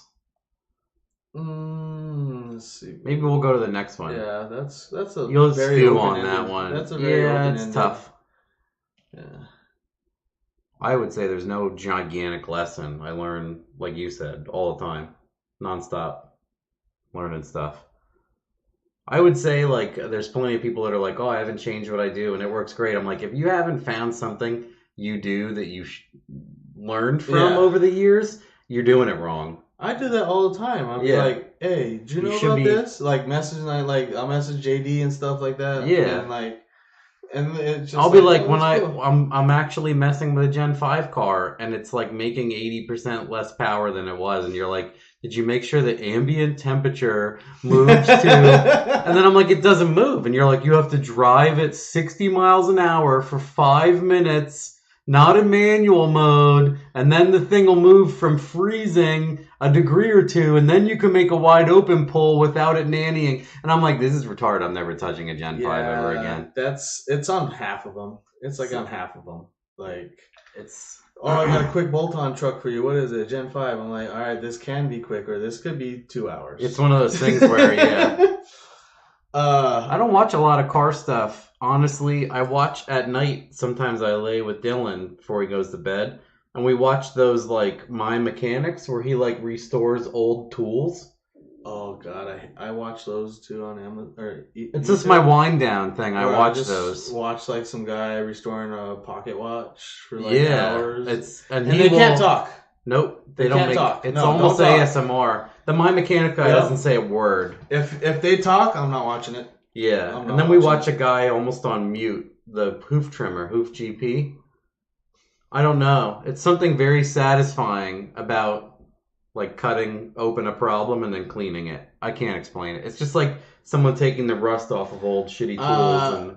My thing is, I always say I like watching a master at their art. Of course. Their art. Yes. I don't care what it is. If you're the best at it, I want to see you do it. I watch a guy take, like, gnarly stumps, and he will wood turn it down, and then he'll make a thing and he'll fill it with like that epoxy that's blue and clear and whatever bullshit, and then he turns it down and sands it, and then it's like glass and he urethanes it or whatever. I watch that too. He doesn't say a word. He just cuts some wood. It's fantastic. So, my brain will turn off. I'm like, I think it's a guy thing. Like, it has to be like 100% productive and like a purpose. Yeah, you have to have. That's why I never watch those shows. And people are like, "Did you watch that show?" I'm like, "No, I was watching how it was made." This is watching Dill Pickle. Yeah, like, go give this band to your dad. And he's like, "Oh, I got a purpose." All right. He loves doing so stuff. Happy. That's the biggest thing I can tell you guys about a kid. Like. You're like, Give do them this, and they're like, do. no. And you're like, shovel this, and they're like, cool, look at the shovel. Like, if you're continually, and then I learned from Cameron, shout out to Cameron, he's like, you have to make, when you want them to do something, you have to make them think they came up with the idea. Yeah. That they thought it was fun and they wanted to do it. So that's, every now and then I'm like, we need to, and he's kind of being resistant that day. And I'll be like, yeah, you said that we could, blah, blah. Oh, yeah, let's do that right now. Yeah, it's like a slow chess battle, and I'm not good at chess, trust me. I cannot plan ahead to save my life. I am in and out of my garage 6 times trying to leave in the morning. Oh, I don't know my wallet. Oh, I don't think I have my phone on me. Oh, I don't. It's bad anymore. You don't do keys, phone, wallet? Yeah, I have like 7 things. And I have like one of my laptops for work, and sometimes my bag. And then, like, I'll leave something in a tan Kia, and I'll take the black Kia, and then I'm like, God damn it, I don't even have my ID to get into this data center. I'm an idiot. Anyway, yeah. Kevin Block and Darton, he's not hurt. No. Flickspring is amazing. Yeah, that guy's, I don't know what it is. I can't watch all of them, but he does an amazing job on things. I feel like that guy pulls his hair out at night when something isn't flat. And that's my concern about him, as it seems debilitating how nice everything has to be for that guy. OCD? Because I watched a video one time where he's like, I haven't made a video in 5 months because I'm not happy with the way this mechanical lung moves air. He wanted to make like a new way for a fan to work, and he made this like one-way valve ducting thing that slides back and forth. And I thought he was going to commit suicide talking about it on an update. And I'm like, bro. It's a fan, bro. Bro. Sand a piece of metal down or something. When's the last time you went on LS1 Tech? About an hour ago. Yo, Chris brought it up. And I think I have 14 unread. Maybe we'll look at those. Just try to. Cutting Edge Engineering every Friday morning, Thursday night. I watch him. That's an incredible show. You ever see that? No. We're totally making you watch Curtis. Oh God. He has a dog. They name him Homeless. They call him Homie. No, he won't send you a friend request. That is some awesome stuff. Watching that guy fix heavy machinery. And I love how he's like, someone did a shit job. Now I got to cut out the shit job and do the job right. He calls everybody out. That's like me making fun of people's tunes I pull. And then he has something, and he's like, someone did a repair, and he like sprays it with the crack check stuff, and it has like a bright orange line. He's like, it's all completely cracked. Good job, assholes. Homeless, the big nuts dog. Yeah, they have a dog they called Homie, and then they call him Homeless, and people are like, why do you call a dog homeless? He's like, we found him. He's homeless. That's his name. And I'm like, a simple man with a simple name. I haven't watched Pug Life in forever. That guy, I think, was spiraled. He's like AVE. He spiraled into some weird thing. Remember that guy that would do all the weird backyard stuff? And then he got in trouble for like underage kid stuff. The guy was like one of the original car people that would like smash a car, and he would always have like kids hanging out. You guys probably know. Yeah, dude, AVE is just gone. I used to watch him, but he is gone. I feel like there's in the car world, there's a high number of creepy guys like that. Yeah, because they use cars to get underage really girls. Like that announcer, he got caught up on some underage stuff. Yeah. And they're roasting him online. Put him in the teens. That guy, the put him in the beans guy. Oh, that guy? Oh my goodness. That's fucked up. Yeah. There was some dude who that's Craig. And that guy was scary. That guy showed up to my house one time. He didn't have my address, and he showed up to my house because he's like, I know you have piston rings, and I need them. And I'm like, why the fuck are you here? He had like the fastest 4.8 Datsun for a while. That guy got Micro records. Huh? He and his girlfriend got in trouble for drugging and raping underage people. And he has like 3 felonies, and he had weapons in his house, and they were growing marijuana, and they found the drugs that they used to drug the people. And then they would video those people and say that we're going to upload this if you ever say anything about it. And there was so much of this evidence that they fled to like California, and they caught him anyway. He's still in jail. I looked him up. Craig Post. And everyone was like, and that guy would make weird videos like he would like slowly diss me. He was so weird. So weird. And that guy was like he's like, yeah, I think I heard something bad like from like bushwhack mechanics, or he'd say sloppy something and then something mechanics. He'd toss up the words, so he was never saying exactly. So I'm like, what a piece of shit. Just say it. Just Insane is his YouTube channel. You're totally right. Man, watch those videos. That guy's a creep. I'm like, this guy's a creep. And then I'm like, yo, this guy went to jail for drugging people and blackmailing them with sex tapes. What an awful person. He's in David's Farm. Is that the guy? Dude, that guy got in big trouble. That guy went straight to jail also. I always love I saw like 2 videos of that, and I'm like, why do you have teenage girls in every video in bathing suits? I love when people stop watching them. Don't like go in on it. Like they don't like defend the guy, but they don't like, they take the easy way out. Like, well, he never did anything bad to me. Oh, like Michael Jackson. Yeah, it's like Jeffrey Dahmer he was cool to me. You know what I'm saying? Like it's stupid. No, he's a piece of shit. He ate people. Yeah. Doesn't matter how nice he was to you. He was nice to me. He didn't eat me. Yeah, well, that's okay. That's like a lion. Didn't eat you, but your friends are in pieces. It's cool though. He didn't eat you. Was there more on here? That was the second part of that question, I think. Yeah, what's your biggest lesson? That's just... No, it was the second part of it. Oh, I thought we did that one. Hold on. I don't think so. Did you? Or... Has your approach to tuning changed for you? Oh, I think we already said that. Always learning. As your knowledge has increased. Yep. I have changed the way I do things as I learn.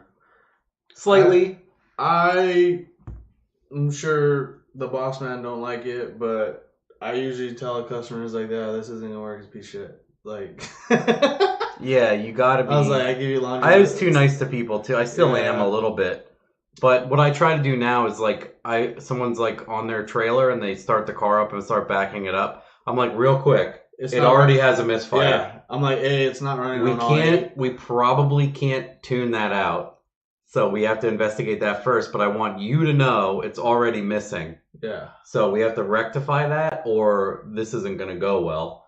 And that's fine. But I bring it up right away. And then they have a bad battery. Yeah, I can hear it. Yeah, I can just... I hate that. It's here for tune, you just got to jump it. Yeah. Just jump it. It runs when you jump it. It's like people selling DSMs. Just needs a fuel pump. Put a fuel pump in it, John. Smoke up, Johnny. Well, you know what? What's that from? So I say it in the videos where they have ashtrays and it's like an 80s car and whatever. Because the car has an ashtray in the back and I always open it and I'm like, smoke up, Johnny. And I send it to John Martin. It's from you know what it's from? You guys ever see The Breakfast Club? I have not When the abusive dad is, the kid's talking about his abusive dad. He's like, he grabs me and he throws cigarettes in my face and he goes, smoke up, Johnny. And he like shakes him and throws him. I just always say it now. I can't explain it. How many weirdos show up at your house? Too many when I was in Allentown. That's why every now and then people make fun of like the license plate stuff. And I'm like, that might actually happen. It's not the license plate stuff. Most states, you own a house, your house is public knowledge. I know. I just still don't want people showing up. It just is what it is. The dyno, they used to come to the dyno and be like, hey. And I'm like, what are you here for? I was just in the area. And I'm like, no. Did you pay for an appointment? Because these guys paid to be here. Yeah, I always say like, could you imagine like If I just showed up at your job. Well, I'm saying, like, could you imagine, like, doing what you do to a car shop, like the idiocracy that you do to a car shop as a customer? Yeah. In other industries, could you imagine going to the loading dock in the back of Walmart? Hey, you guys here? Like, or just walk in the back bay. Yeah. Like, it's like they just do stupid stuff. Could you imagine calling an employee at a restaurant at 9 o'clock at night I just want to ask some questions about my car. Yeah. But it's 9 o'clock at night. Oh, my bad. I don't even like my friends showing up. Yeah, it's if you show up to my house and you're unexpected, I ain't even gonna answer the door. That's not someone I want to talk to. I'm not. You didn't text me. You didn't nothing. That's not someone I want to answer the door for. I'm sorry. So, spam bots aren't that bad tonight. Actually, I only had to do it twice. Man, on Taylor Ray's thing, I had to every 2 minutes I had to get rid of something. Oh yeah, What are the other ones? It's way past my bedtime. How can you do that? You have so many like folders. What, this? Yeah. Oh, it's organized for me. Isn't that funny? I hate. Just check out all my unread emails. No, that's not it. Where is? Oh, look at that. We're just white girl things. Yeah. There was some dude who had a LS swap Datsun. That's that one guy. Who's Lee Sebring? Is that the put him in the beams guy? I think that's who. I think his name was Lee. Did I ever own a DSM? No. Jamie has owned many and has the last of the DSMs, I guess you could say, because it's got the transmission isn't on the right side. But she says it's the last 4G. You can say that, but that's what she says. The DSM thing is it had to come from the factory. I know, yeah. She has a 06 MR with Shep everything and cams and a GT35. It's a paperweight. Yeah. It just sits there, holds the garage down. Yeah, make sure the garage doesn't blow away. Put in the beams guy. What's the most power you've made on Gen 3 rods? Well, it's not the rod so much as it is. It depends on if you tell me it has Gen 3 rods or not. Yeah, I recently made 900 with one, and the limitation, I mean, I can understand where you're coming from. In a bunch of my older videos, I say you can't go over 500, but that has shifted. 500 is a good spot in the truck. Yeah, for Gen 3 the weight is what kills it. And then mechanically being under 5,500 RPM with any significant power will fold them out. You have to look at a bunch of stuff when you can make 900 in a light car with the appropriate converter. Are you going to get into EV shit or not? I think it'd be cool, definitely, to do I want the standalone stuff to get better. I don't see me messing with it. I'd like to play with it. My career life at all. I am really just a fan of Turbo LF stuff. Yeah. I like how it sounds. I like how easy it is to do it. I'm building another Fairmount. People are like, oh, I thought about doing stuff, and I'm like, well, why don't I put a $200 LS in it and do burnouts? That's all I want to do. So I'm going to change it a little bit. But, what's the favorite sounding V8? Like the small V8s, like Indy, or I mean, like F1. Like a high pitch? And then I like Ford small blocks. Small block Ford, small block Chevy sound great. Yeah, I like the Fords better. High RPM. Screaming. Small block Ford, 8,000 RPM. Yeah, small block Ford. Beautiful. All the way. Push rod, small block Ford. Horrible motor. Stupid to work on. Yeah, trash motor. None of the parts interchange. Sounds great. Sounds awesome. It's like a reverse Fran Drescher. You know what I'm saying? Like she sounds looks horrible. Terrible, sounds great. Yeah, total swap. In her prime, she's all okay to look at, but yeah, the opposite of that. I love just like revving the shit out of one. I'm like, man, this sounds good. And I look over and it made like 265. I'm like, oh. Worst sounding motor, Coyote. Worst sounding V8, Coyote. Absolutely awful. I always make those memes Trash. And people get wound up. Great motor. Sounds shit. Totally terrible. Yeah, great motor sounds like shit. 4.6, 4 valve. I had a 2-valve. It sounded great. It sounded just like a They 302. sound good. Yeah, 2-valve sound good. Quit making power at like 4,800, but it was a great car. I just dump it in every gear. Their 2-valves are really easy to He goes, wow, I'm out of here, Kenny. Top 3 budget vehicles to drop an LS in, any Fox. Any Fox. And then like a cheap GM, even though I hate their steering setups and frames. But like a G-body is obviously very cheap to swap. I want a G-body. The G-bodies are pricey these days. Yeah, it's dumb. For no reason, they're expensive. Yeah. I want a Regal, but I can't find a reasonable priced one. And then third car. VQ actually don't sound bad, Mark. It's when you straight pipe it, it sounds like shit. If you put like a World Sport 2 muffler on it, great sounding motor. Trucks. I love the late model trucks. They drive so good, and they already have the engine in them. So it's kind of a cop out. It's not a swap. Maybe if you get like an OBS, put a turbo LS in it. That's cool. Okay. Like a 95 square truck that no one wants. I always am going to gravitate towards what I can get that the popular mass does not want, so I can get a decent price and not care about it. And also, so people don't just like show up and like, is that your expensive BMW? I'm like, no, That's the worst thing I experience every time I build or drive the G8. a cool car. I had to get rid of the G because people were like, it's like, do I really want to put gas in? Want to talk about your G with me? 15 minutes for me to talk about it. No. Man, I just trying to get some M&Ms and put some I gas just want in, bro. to burn through fourth gear, and I need fuel to do that. So get out of here. I'm sorry. Every time I stopped in the SS conversation, what kind of car is this? Have a boner for those. Is this a Malibu? Yeah, dude. You should tell them it's a Passat. And then they never understand that it's called a SS. An SS what? Well, yeah. Oh, jeez. SS Malibu? No. Yeah, they destroyed that chassis. I say to people all the time, they should have not ever done a Pontiac, and they should have made it a Malibu. Because then there would be a million of them, and it would be cool, and they would have been able to keep making them. Because you're like, hey, you know what a G8 is? They're like, no. You know what a PPV is? No. Do you know what a Chevrolet SS is? No. Well, that's how good they marketed all those platforms, and then they got mad the platform didn't take off. How would you rank them in order, the Holdens that the U.S. got for best car to worst? GTO, G8, SS, is that from PPV. Worst or oh no, I'm just thinking about them. There's like 4 or 5 of them. It's GTO, G8, best PPV, to worst. SS. Which direction am I going in? Worst to best. Whichever you want.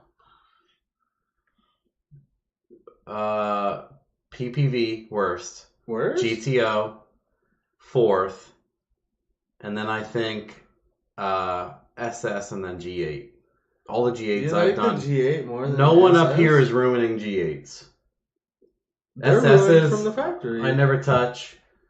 You're telling me you like the 1991 Grand Am gauges on the dash in a late 2000s vehicle? What has that? The G8? The G8, yeah. Yeah, I had one for a while. I like it. I'm sorry. Sorry. I thought the G8 was a really cool car. I'd have to order them best to worst SS. It's the best looking. Okay. It has the best motor. Yes. It has the best interior. I guess I haven't sat enough of them. It has the best build quality. And then after that, I would put a PPV.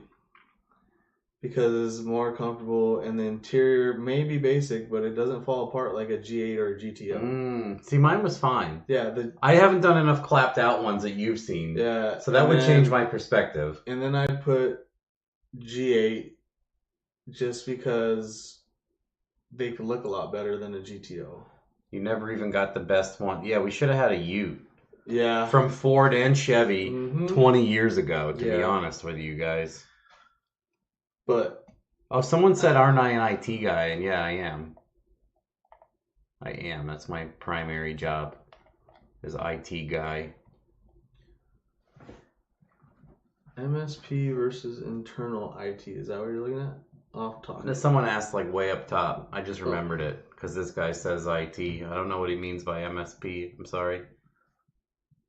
I've been at MSP for maybe it's a place. And itching to go. Maybe he's talking to somebody else. No time for any car stuff. Anyway. Yeah. And then the GTO has Managed service provider. And then the GTO has trash interior. Yeah, it's bad. It's ugly. And they wheel hop 1,000 times worse than any other Commodore chassis. Worst rear end setup out of all of them. It's funny. Yeah. I've driven both, and like the GTO is just like, I'm gonna hop all day. I don't understand how people. It's a no, it's not. Oh, my question was, I thought you did IT work at a hospital. I do. Real big IT guy. Yeah, I don't really want to go too far into it. People will call and get me fired. People on the internet do weird stuff. Yeah, they're pieces. People are trash all in general most of the time. That doesn't mean you can't find cool people, but more often than not, they're horrible people. Shouldn't be. If you guys have any good ones, I'll keep looking ones up. Devin Vanderhoof is posting. We should chime him in. Oh, look at that. Ooh, that should be Cameron's. That billet head, yeah, that's definitely Cameron's. Look at that. Definitely Cameron's. This is a port for a cathedral right there. For 6 cathedrals. Anyway, did anyone ever send pizzas to your house? No. When I first opened the P.O. box, I got everything. Yeah. I got a giant rubber fist. I installed pistons with it in one video. Jesus Christ. I put the bore, the piston ring, like, squeezer guy in there, and I smacked it with the... I think Jamie threw it out when we moved. I'm like, oh, don't forget this, and then that's the last time I saw it, was when I threw it in something. Like, the worst thing enthusiasts do is, like, they try to, like, just because you're in friends, they, like, make, like, it awkward to, like, try to be your friend. Oh. We get that all the time with customers. Interesting. Like, oh man, hey, just in the area, brought you some sodas. Like, what are you guys doing this weekend? Like, no. What do you guys call that? A car cuck. They want to do something just to get some sort of clout or feeling about being associated with a shop. Yeah, I don't know. I hate the. Oh, you do this. You must love your job. Do you love your job? Do you? My main job? No, I'm saying like car do you love your job? Like, does anybody love their job? Like, no. I like what I do a lot. I would say love is like strong. You have a passion for it. No, I'm not like I have to go there or I will have an existential crisis. Yeah. No, that's just weird. Just be cool when you go to the shops. Just be a normal person. A normal respectful. That's it. Don't. Yeah. I like what I do tuning, and I like what I do for work. Yeah, I don't really have any. No, I like my job. It's just like, it's a job. I treat it as a job. Like, it's not my life. Yeah. Like, everybody thinks just because you tune and you build cars that's your life. No, it's just a part of my life, and that's it. Like, it doesn't define me. It's just a hobby. What are your tuning pronouns? On fire, popped. Rotted. You come into the shop with a 1320 shirt. I'm putting crackles and pops on your shit. I don't care. You know you want it. You know you want it. You know you want it. I heard that like 10 times at the meet. Pop, pop, pop, pop, pop. I'm like, go to hell. Go drive that off a cliff. And I'll get a 28 day again. I tell someone to drive off a cliff. I got a 5-day, and then I said something stupid in a 5-day, and I got a 28-day. I haven't been banned in a long time. I have never. I have never. But it was all because of I had a memory come up that was a meme, and they said that was something, right? And then I said something, and then I had 2 infractions in 5 days, and I got a 28-day, and I was like, whatever. You kidding me? Any drag and drives? I would love to do a drag and drive, but I think we're going to take Cameron's completely stock Crown Vic, just so we don't have to work on anything. You want to hear the plan? I don't know if I should. The diesel one? No. Oh. For this drag week? Because I was like, is it a Cameron plan? I want to go on drag week with the Australian guys. Oh, okay. And I was like, what can we take? Because Matt knows them well. Yeah. And I was like, let's get a 5th gen. Yeah. Let's bolt a blower on it. And let's take it on drag week. Do a rental and do Turo, the blower on a rental. We'll get it from Turo, throw LSA on it, run it, give it back to the guy with the LSA, and then yeah, we'll take it back off and give it back to him. He'll never know. That'd be funny. Like, I've asked a few cops, and they're like, "You're not damaging anything. You're not causing any loss of value. I don't see how he could be upset about it or legally like do anything." I guess you have to look at the agreement for Turo to see. I know that agreement's bullshit because remember Jared got screwed off Turo for renting out his Spark or something like that? No, I don't remember that. Yeah. I don't know anything about that. Like the JT? Yeah. Oh. So the Turo's like I guess was supposed to like carry their own insurance on it, like it's an option or something like that. And then I think something happened to the car and they wouldn't cover it, and his insurance wouldn't cover it because it was for a work related thing or something like that, and he kind of got like all screwed up. Wow. So that sounds great. They're just like any other corporation, just don't care. Oh, that's a good question. In regards to HP tuners, if I write a license VIN to a Gen 3 P59, unlicensed PCM via Tech 2, will HP tuners see the new PCM? As long as if the serial number, the VIN, and the OS are all the same, I don't see how HP tuners. I used to do that back in the day. I would give a guy at a dealer a pile of ECUs, and he would Tech 2 them as the car that I had licensed. Yeah. So but then the thing is, like, if the OS is updated throughout the years, it might not be licensed anymore. Because it's a transfecta of like a few different things that gives you the license. Interesting. Situation. So yeah, you could read it and it should say you don't have to license it. Or if it does, you could license that and then get that one flashed many times. You could read. I don't know if I should even say that. I was going to say something I shouldn't say either. Yeah. I was going to say, if you look on the internet, there are people that will with show ideas, you tech tips for using HP tuners. And you would be able to use that licensed file on any P59 you would ever want. Yeah. With a little trick. There's also, I've heard of people building a flashing interface with a three-way switch that will verify one ECU and bulldoze the other ECU. Yeah. I heard there's a lot of legality, but someone apparently has done it. Yeah.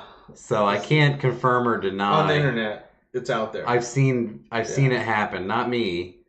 I mean, I'm on limited license. I don't care, but yeah, I'm unlimited. I'm Gen 3 unlimited also, so I can make anything. I'll fly out to your house, get 50 ECUs.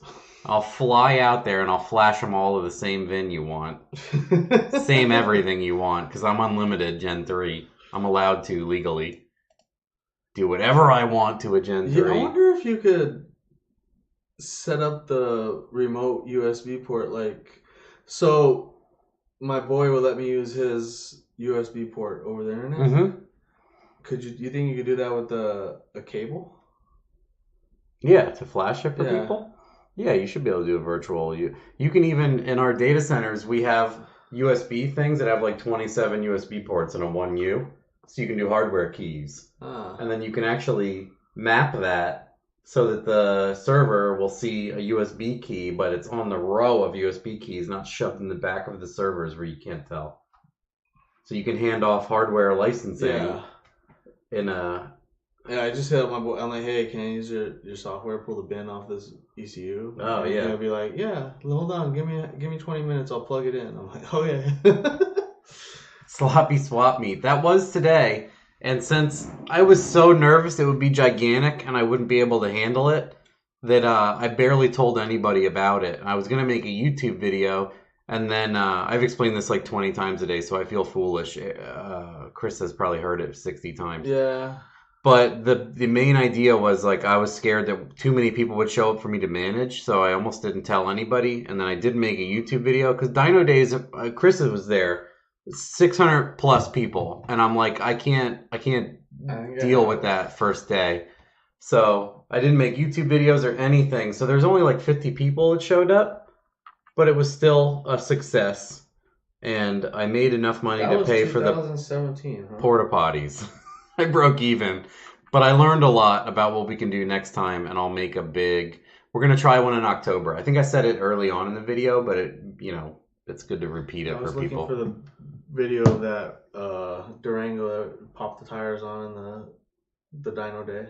You remember that? I think it was a Durango. To burn that out front till the tires went. Till the tires popped. Yeah. Yeah, that was a good one. Yeah, and then the cop showed up and dynoed his truck. Yeah, Pat. That guy's cool. The last dyno day, he wasn't there. And then that's you when, had like, another one after that. yeah, we had regular cops show up, and they're like, "You need to tell everyone to go home." And I'm like, "You tell them to go home. These people aren't going to listen to me. Are you kidding?" And then he's like, "All these people need to go." I'm like, "They paid to dyno their car. They're waiting in line." And I just kept shutting him down. Troy's like, "Oh, I'm sorry, guys." I'm like, "Fuck you guys. Get out of here. It's a private road. It's a private facility. You can tell people in the road to move. That's your job, not mine." Yeah. I can't tell them to get out of the road. You go tell them. Yeah, why I gotta be that guy? Because they're like, "Oh, someone had a..." I'm like, "No, someone knows somebody and you're here chest puffing." Because we went in, he's like, "We need to talk in the office now." And Troy and I went in there. I'm like, "What are you guys doing here? What are you trying to do? What are you actually trying to do?" And he's like, "Are you the owner?" I'm like, "No, but I'm running the event." And he kept trying to, because Troy was, Troy's like, "I don't want anything to happen to my business." I'm like, "Fuck you guys, get out of here." Yeah, what's gonna happen? Yeah, what are you doing here? What are you... This and is then they're still... like, "Well," and I'm like, "Okay, we've moved on to threats." I love talking to cops. When there's a jerk right away, I'm like, "You don't have to be a jerk. Could have asked nicely. Could have hung out. Could have all worked together." That's what we do with Pat. When the one cop was there, we own the road, so we can do burnouts, but you don't want everybody to block traffic and throw cigarettes at each other, obviously, also. But then the big thing was happening is people were like leaving a meet nearby, and they were showing up and doing donuts in the intersection. And then someone was calling, and then someone like allegedly threw... someone was driving by and being a jerk off, and everyone was like, "You need to get out of here." And that guy took it personally, went into the middle of the intersection, got out, took his shirt off, and challenged 500 people to a fist fight. And they all started walking towards him, and he was like, "Oh shit," and he left, and then the cops came. So who knows what he told that guy. But he literally pulled up to the intersection with 600 people outside and was like, "Let's go," and tore off his shirt and was waving his arms. And they were all like, "All right, let's go." And literally the whole crowd, and I'm like, "Here we go. The guy's going to be trampled to death and torn apart, drawn and quartered in front of the sloppy dyno day." And he left. Apparently he didn't, what do the kids say? He didn't want the smoke. He didn't want to catch these hands, apparently. Johnny for what? Johnny Fairmount 4-point great. What? What do you mean? Is the donuts in the intersection an Eastern Boy thing in Cali? It's just everywhere. It was literally a Dodge Charger. Yeah, it's a Charger challenge. And we're like, "Go home." And he's like, "Wur, wur." And I'm like, I wish I had. I love watching those videos, and then when no one gets run over, I'm like, ugh. These people all have the same damn name. Anyway. But yeah, there was even a guy doing constant burnouts with like an E30 up and down the street, and I'm like, "Stop!" And he's doing them again, and I'm like, "Dude, no, your car makes 100 horsepower. It sounds terrible. Please stop." And he started doing it again. And I picked up a caution cone and fucking hooked it like this, and it landed right on his hood when he drove by. Oh man, I was so happy. We were all laughing, and then he gets out of his car. He's like, "Who the fuck did that?" And they're like, "Matt did it." And he's like, "Oh, that's cool." I'm like, "What? Why is that guy giving up? Like, what? I'm not threatening him or anything." Oh, the sloppy guy did it? Okay. All right. Oh, Matt did it. Oh, okay, that's cool. Like, he got out, like... And I'm like, I told you to stop. People are going to get fucking wound up. Stop it. It makes 100 horsepower. It sounds like a single cam D-series with the e-brake yanked going up and down. I'm like, please stop. Please. I don't want to hear it anymore. Bring out like 1,000 horsepower Cummins and do a black and white one all the way up the road. Yeah. Once. And then stop. Come back and we'll be happy. Yeah, you pull out from the dyno and you do a burnout, and then you can park and come back. Don't do 6 of them up and down the road. It's always people are struggling. They just continue and you're like, "It's done. Stop. It's only fun if someone idiot gets ran over, in my opinion. Yeah, it's only fun. Or if he was doing that and then crashed into the fence, incredible. Yeah, incredible. But that didn't. But happen. if he's just doing burnouts and like, why am I watching this for? 1 mile an hour rollers in his terrible sounding car. Terrible. What do you? Now they asked what the best sounding. What do you think is the worst? Oh, where? Oh, the worst. There's so many. We said Coyote, right? But I said Coyote. I made memes about it.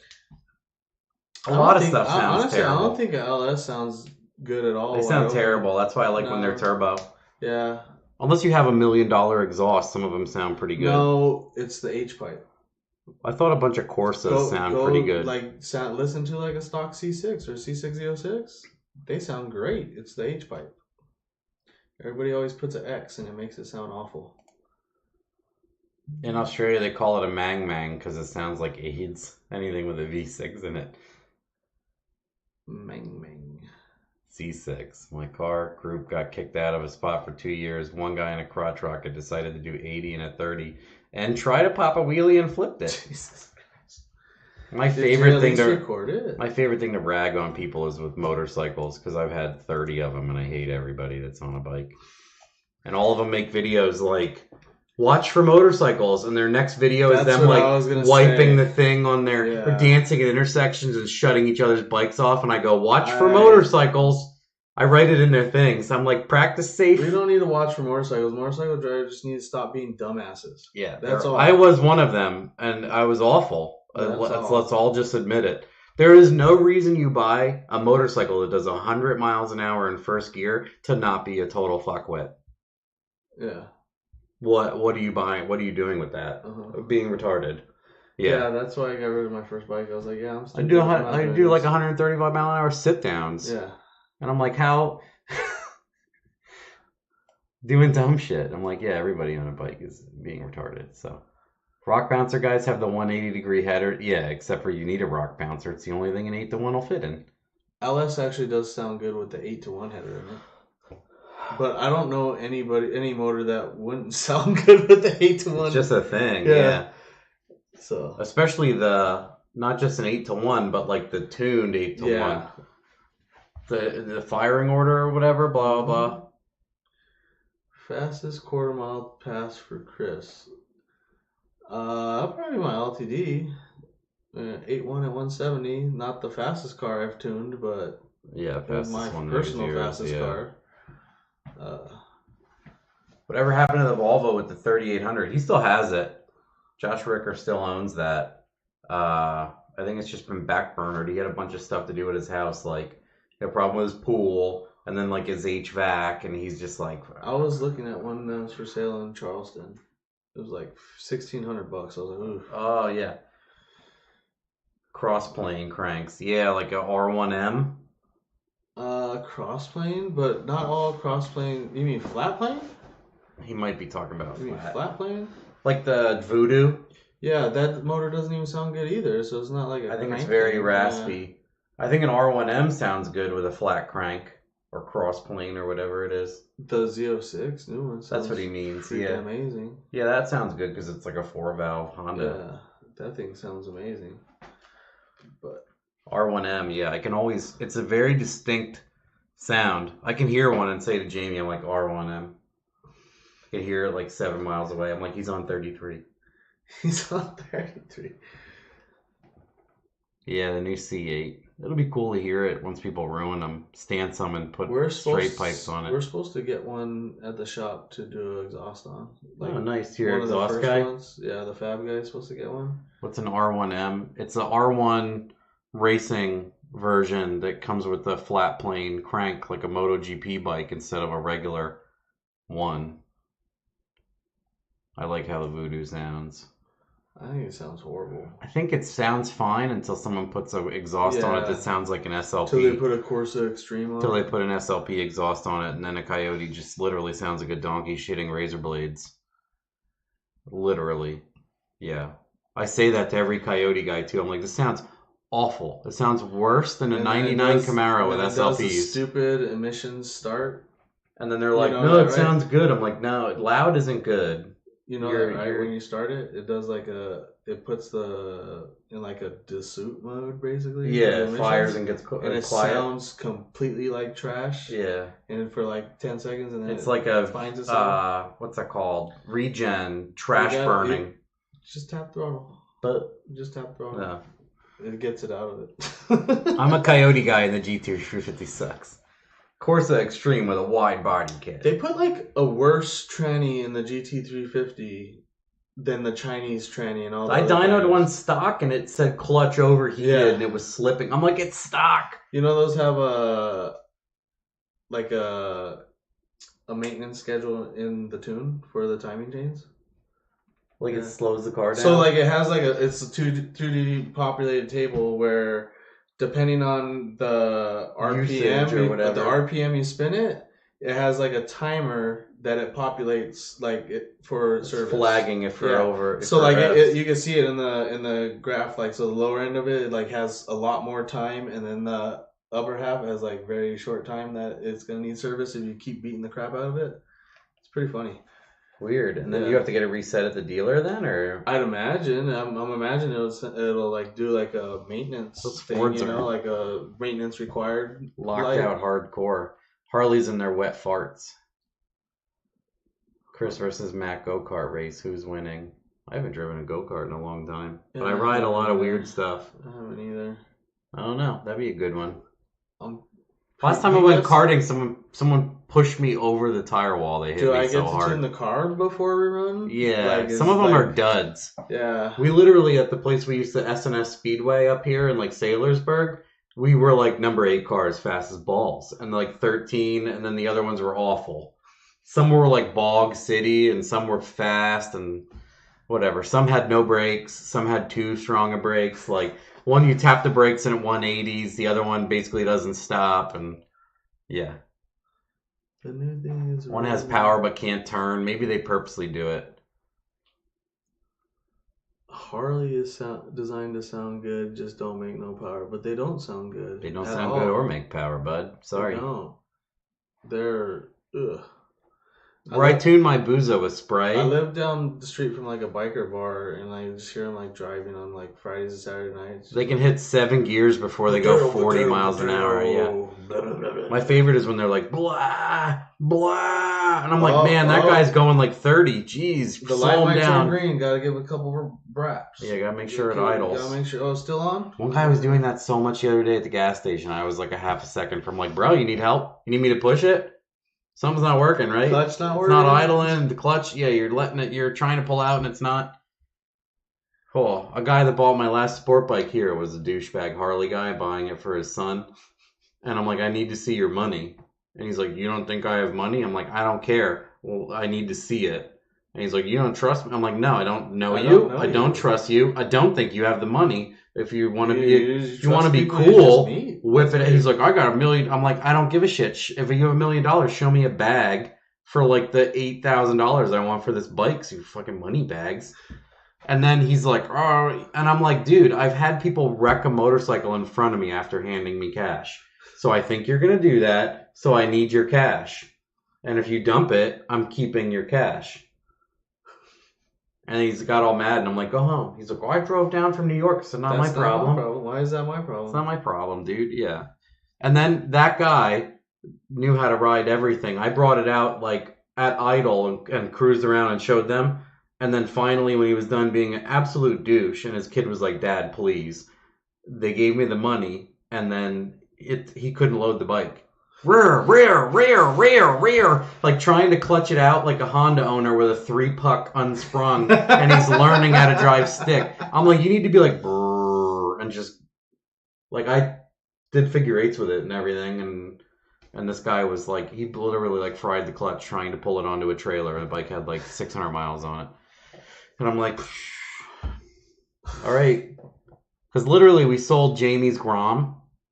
We took the money for it, and the girl got on it and drove it into Arbovitas, like 6 feet away. Over a curb, into Arbovitas. And she said she could drive it and was going to drive it home. And she literally ghost rode it, like almost through the arbs into my neighbor's pool. So I'm like, I told that guy that. And I'm like, I don't even need to explain this, but I've had people drop a bike immediately in front of me. Yeah, whatever. Anyway. I've been looking for a Banshee. I'm done on my story mode. Jeep 4-cylinders. Jeeps don't make any power, period. Only the ones that do are like the Elephant swapped ones. I drove my cousin's 4-cylinder Jeep like 45 minutes across town, open header, to the muffler shop. It was the most... That sounds... It was awful. Sounds like absolute hell. It was very bad. Very bad. And those headers are freaking hard as hell to put on because they're freaking cross-flow heads. I Yeah, and the intake and the exhaust are on the same side. Yeah, it's so and they bad. fold into each other, and the gasket's paper, and they all leak. The bolts have like key washers that tie them together. So Potatoes here. Chris, get the biggest hammer in your shop and show it to us. Oh, we're not in my shop. He's the guy that always says that, though. You are late, Potato. We need questions. Fast. Where's the... Well, people always say pizza, ice cream. Yeah, where's the pizza guy? That's Potato. Is it?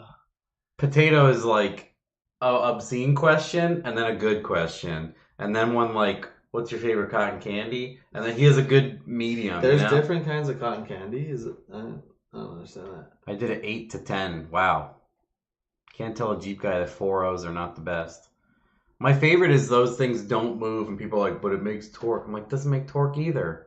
My Kia would shit on that with a 1.6 liter. Why does that Duramax move? It makes torque. Yeah. Yeah, those guys. I make 1,100 foot-pounds. Why does it go 13.8? Why? Oh, it's heavy. Okay. Still, it's slow as balls. Those things are death traps. Garbage cans. As recently proved. So. Matt want to ride my MT-09. Those are cool. I thought about getting one because I had a speed triple and it was incredible. Like 1050 cc triple cylinder. Such a cool sound. I actually tuned the MT-07, the 700 cc with a turbo on my dyno at a class. It had a micro squirt integrated. And it had a smaller turbo, like a KO3 on a 700cc 3-cylinder Yamaha. It did really good. I have the dyno charts.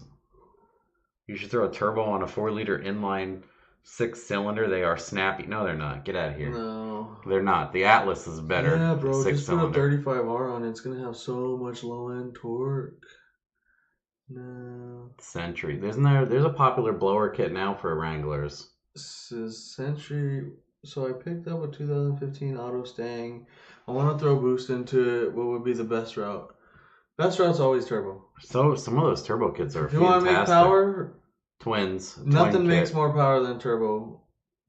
The engine bays lean to a twin kit the but best. If you want a fun car that's gonna hook up on the street with boost, centrifugal is the way to go. Once you get past a certain point with that PD blower, you're not gonna hook it on the street at all. It's not gonna be fun to drive on the street. Oh, Jason says he doesn't think they're fast, but you can beat on them. Well, it's because they don't make any power. Yeah. You can't blow up a D-Series Civic very easily either. Yeah, Y7 go 300,000 miles. That's the problem. That's why 7.3 lasts forever. It makes 150 horsepower. Yeah. It won't pull a trailer, but shit, it'll run forever because it doesn't have any stress. It's a 7.3-liter turbo diesel. It makes 150 horsepower. It's like sitting back in a recliner. Yeah, you can't kill one. It makes no power. He said Paxton, Vortec, Pro Charger. Someone's just saying the same diesel stuff I am. It's funny. Matt, when are you going to go back to building junk? Have you seen anything I've done recently? Check out the turbo manifold I did on my Fairmount. You need a picture of the cars around here? Yeah, Jesus. See my used car lot? 14 cars. Jeez. What would be your chill car for a road trip? Man, I don't like... I drive a lot, but I don't like it. I hate people. You drove across the country and you're just like, I'm over it now, right? That's how I felt. Yeah. We got halfway and we're like, we're blitzing. And then I did it again. We're blitzing. And then she was like 2 months pregnant, so she was like ready to throw up everywhere. And then we drove through, there's massive storms. You couldn't stop or do anything. Like, yeah, it was ridiculous for a while. And that's when we drove straight to, we were close to Frank's and we stopped in Nashville in the middle of the day because I drove like all night through the rain because I didn't want to stop anywhere because it was like, you couldn't even see. And we went to a hotel in Nashville at like it was like early, like noon or 10 a.m. They're like, you can't check in until 3. Well, we ate somewhere and then we came back and checked in. And then we're like trying to go to sleep on the bed, just catch some sleep and then go to Frank's. And someone came in the room. And they acted like they didn't mean to, but it was obvious that they were just going to steal everything. I'm like, well, I guess we're packing up and going. So then I drove again to Frank's after all that. I drove like another 7 hours out of the hotel. I'm like, well, Nashville sucks my balls, so we're out of here. Jesus, what was it? A Hilton like Jamie likes? Was this before you guys got on the Hilton? It was one of those things where she's like, I need to get out of the car right now, and I'm like, okay, we'll go here, and she's like, okay, and then people were like, hey, what's up? We need your luggage. Oh shit, you're in here. Oh, yeah. He said, I have a turbo 4.0 Jeep, still slow. Yeah. What flavor crayon do you like best? What? None of them. Potato question? Yeah. Yeah. I don't think I've ever tasted a crayon. Never. I ate food, not crayons, and that's why I'm fat. So, have you broken the 200 mile even on a dyno? My dyno shuts off at 180. I don't think I feel comfortable going that fast on a dyno with the car. Especially, have you 170 is pretty sketch. Have you guys not seen the work you guys do? Like, yeah. And then bring it to. When I'm strapping them down, I look at the drive shaft and the pinion. Yep. And I'm like, that drive shaft's coming out. Nah, my friend put new U-joints in it. Okay, it looks like an old sewer pipe. You'll probably be okay. I was dynoing this Happel truck on big wheels. Yeah. And I was like, this is going to go fast in second gear. There's 342s in it. I was like, God dang it. So I like take these tires from around the shop and like stack them.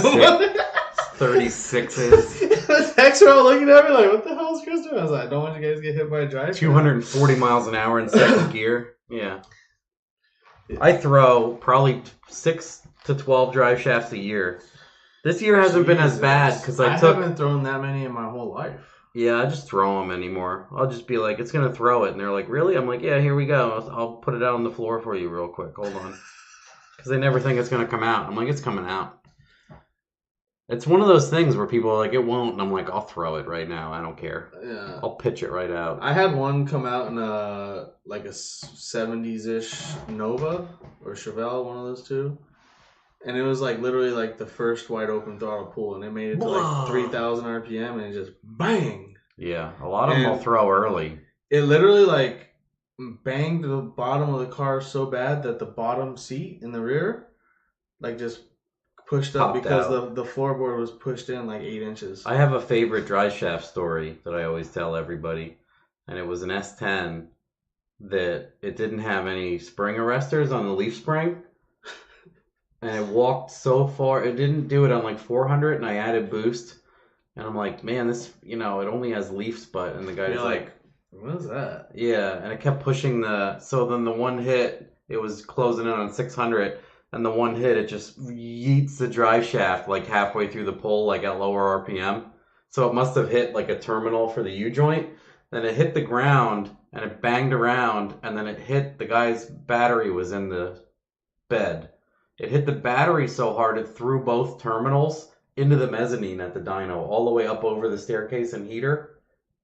Later I found the ground and the power terminal up there. And it baseball batted the floor so hard that it broke the transmission end to end through the tail into the block. And it broke the driver's side of the block when the trans split. And it broke the block through the oil galley. And then it sprayed all over the cherry hot turbo kit, set the oil on fire, and burned all the wiring in the engine bay. So it ruined the bed, his exhaust, the gas tank, his battery, the transmission, and the engine, and the wiring. One drive shaft. All right, you want to settle up that bill? And And it broke the yoke off the pinion completely. You ready to settle up that bill? So the pinion was gone, the car was gone, the wiring was gone, battery was shattered, everything. I was like, one drive shaft. I had one that was really weird.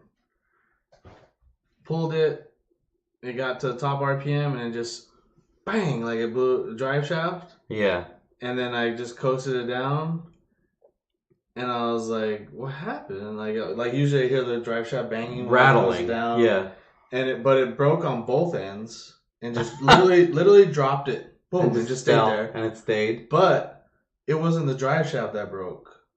It was something in the tranny locked up. Oh. So the dyno running the wheels forced the drive shaft to break, and it broke the whole bow housing, and the tranny was in there 90 degrees Rotated. turn. I think you showed me and that. nothing leaked. Not a drop of fluid on the floor. It was so wild. crazy. Someone asked something. Oh, Calvin says we broke a drive shaft in the Camaro so bad it broke the trans and the bell housing. Because actually, what people don't know is if you have a drag car and you bust an axle, you need to go through your tranny. Mm-hmm. Yes, you need to. If you unload something that hard, it'll bust up your converter a lot of times. It'll do a lot of it. So you got to check it out because it's one of those things like where Cameron's like, it'll come off the brake 4 times and the 5th one it'll throw the drum or something, or it'll completely burn your sprag or shit it out the side of the tranny or yeah. Who was your childhood celebrity crush? No clue. Seriously, no idea. Lisa Left Eye Lopez from TLC. Ah, there you go. That's a good one. How about that one? What's your favorite muscle car, Chris? It was. I don't know if I have a favorite muscle car. I don't know. I'm not a fan of muscle cars. Like if I want like from that era, I want a Nova 2. Kimberly, those are shoebox. Nova, I don't know if you consider Nova 2 a muscle. Well, they had an SS version of it, right? So I guess you could. Know. But yeah, I would love a Nova 2. They're awesome little cars. Yeah, I've tuned a bunch. And it's just really like cool. You could buy anything. Like it's such a it's like a Fox. Yeah. Like I can buy a bolt-on Mustang 2 front end and like everything for that car and just be Oh my god, I read that and I didn't see who wrote it and I was like, who am I banning? For what? Potato wrote this like long religious thing. Oh my and I'm like, spam account, he needs to go. And then I'm like, oh wait, it's Potato. Potato. Somebody was good for loot. Kimberly from Power Rangers. Was she the yellow or the pink? Was it the yellow? Oh my god, didn't they make the yellow one Asian? Yes, how funny is that? Yes. I was going to say appropriation right there. Jesus Christ, we've come a long way. Colorado or Canyon? Colorado. I'm not a fan of the spruced up GMCs. It's just Silverado. I like a Sierra over a Silverado. I like the front end better. I don't care. I like the front end better. I want one that looks the shittiest, so no one else wants it. That's the one I want for less money, because I don't care. If I cared, I'd drive a C5 and I wouldn't make videos about me impacting stuff together. C5s are horrible cars. I don't like them either. Horrible. But I'm a guy that likes Fairmont, so what is my... Where does that put me? Yeah. So if you're Catholic... The pink one. Yeah, the yellow one was Asian. I don't...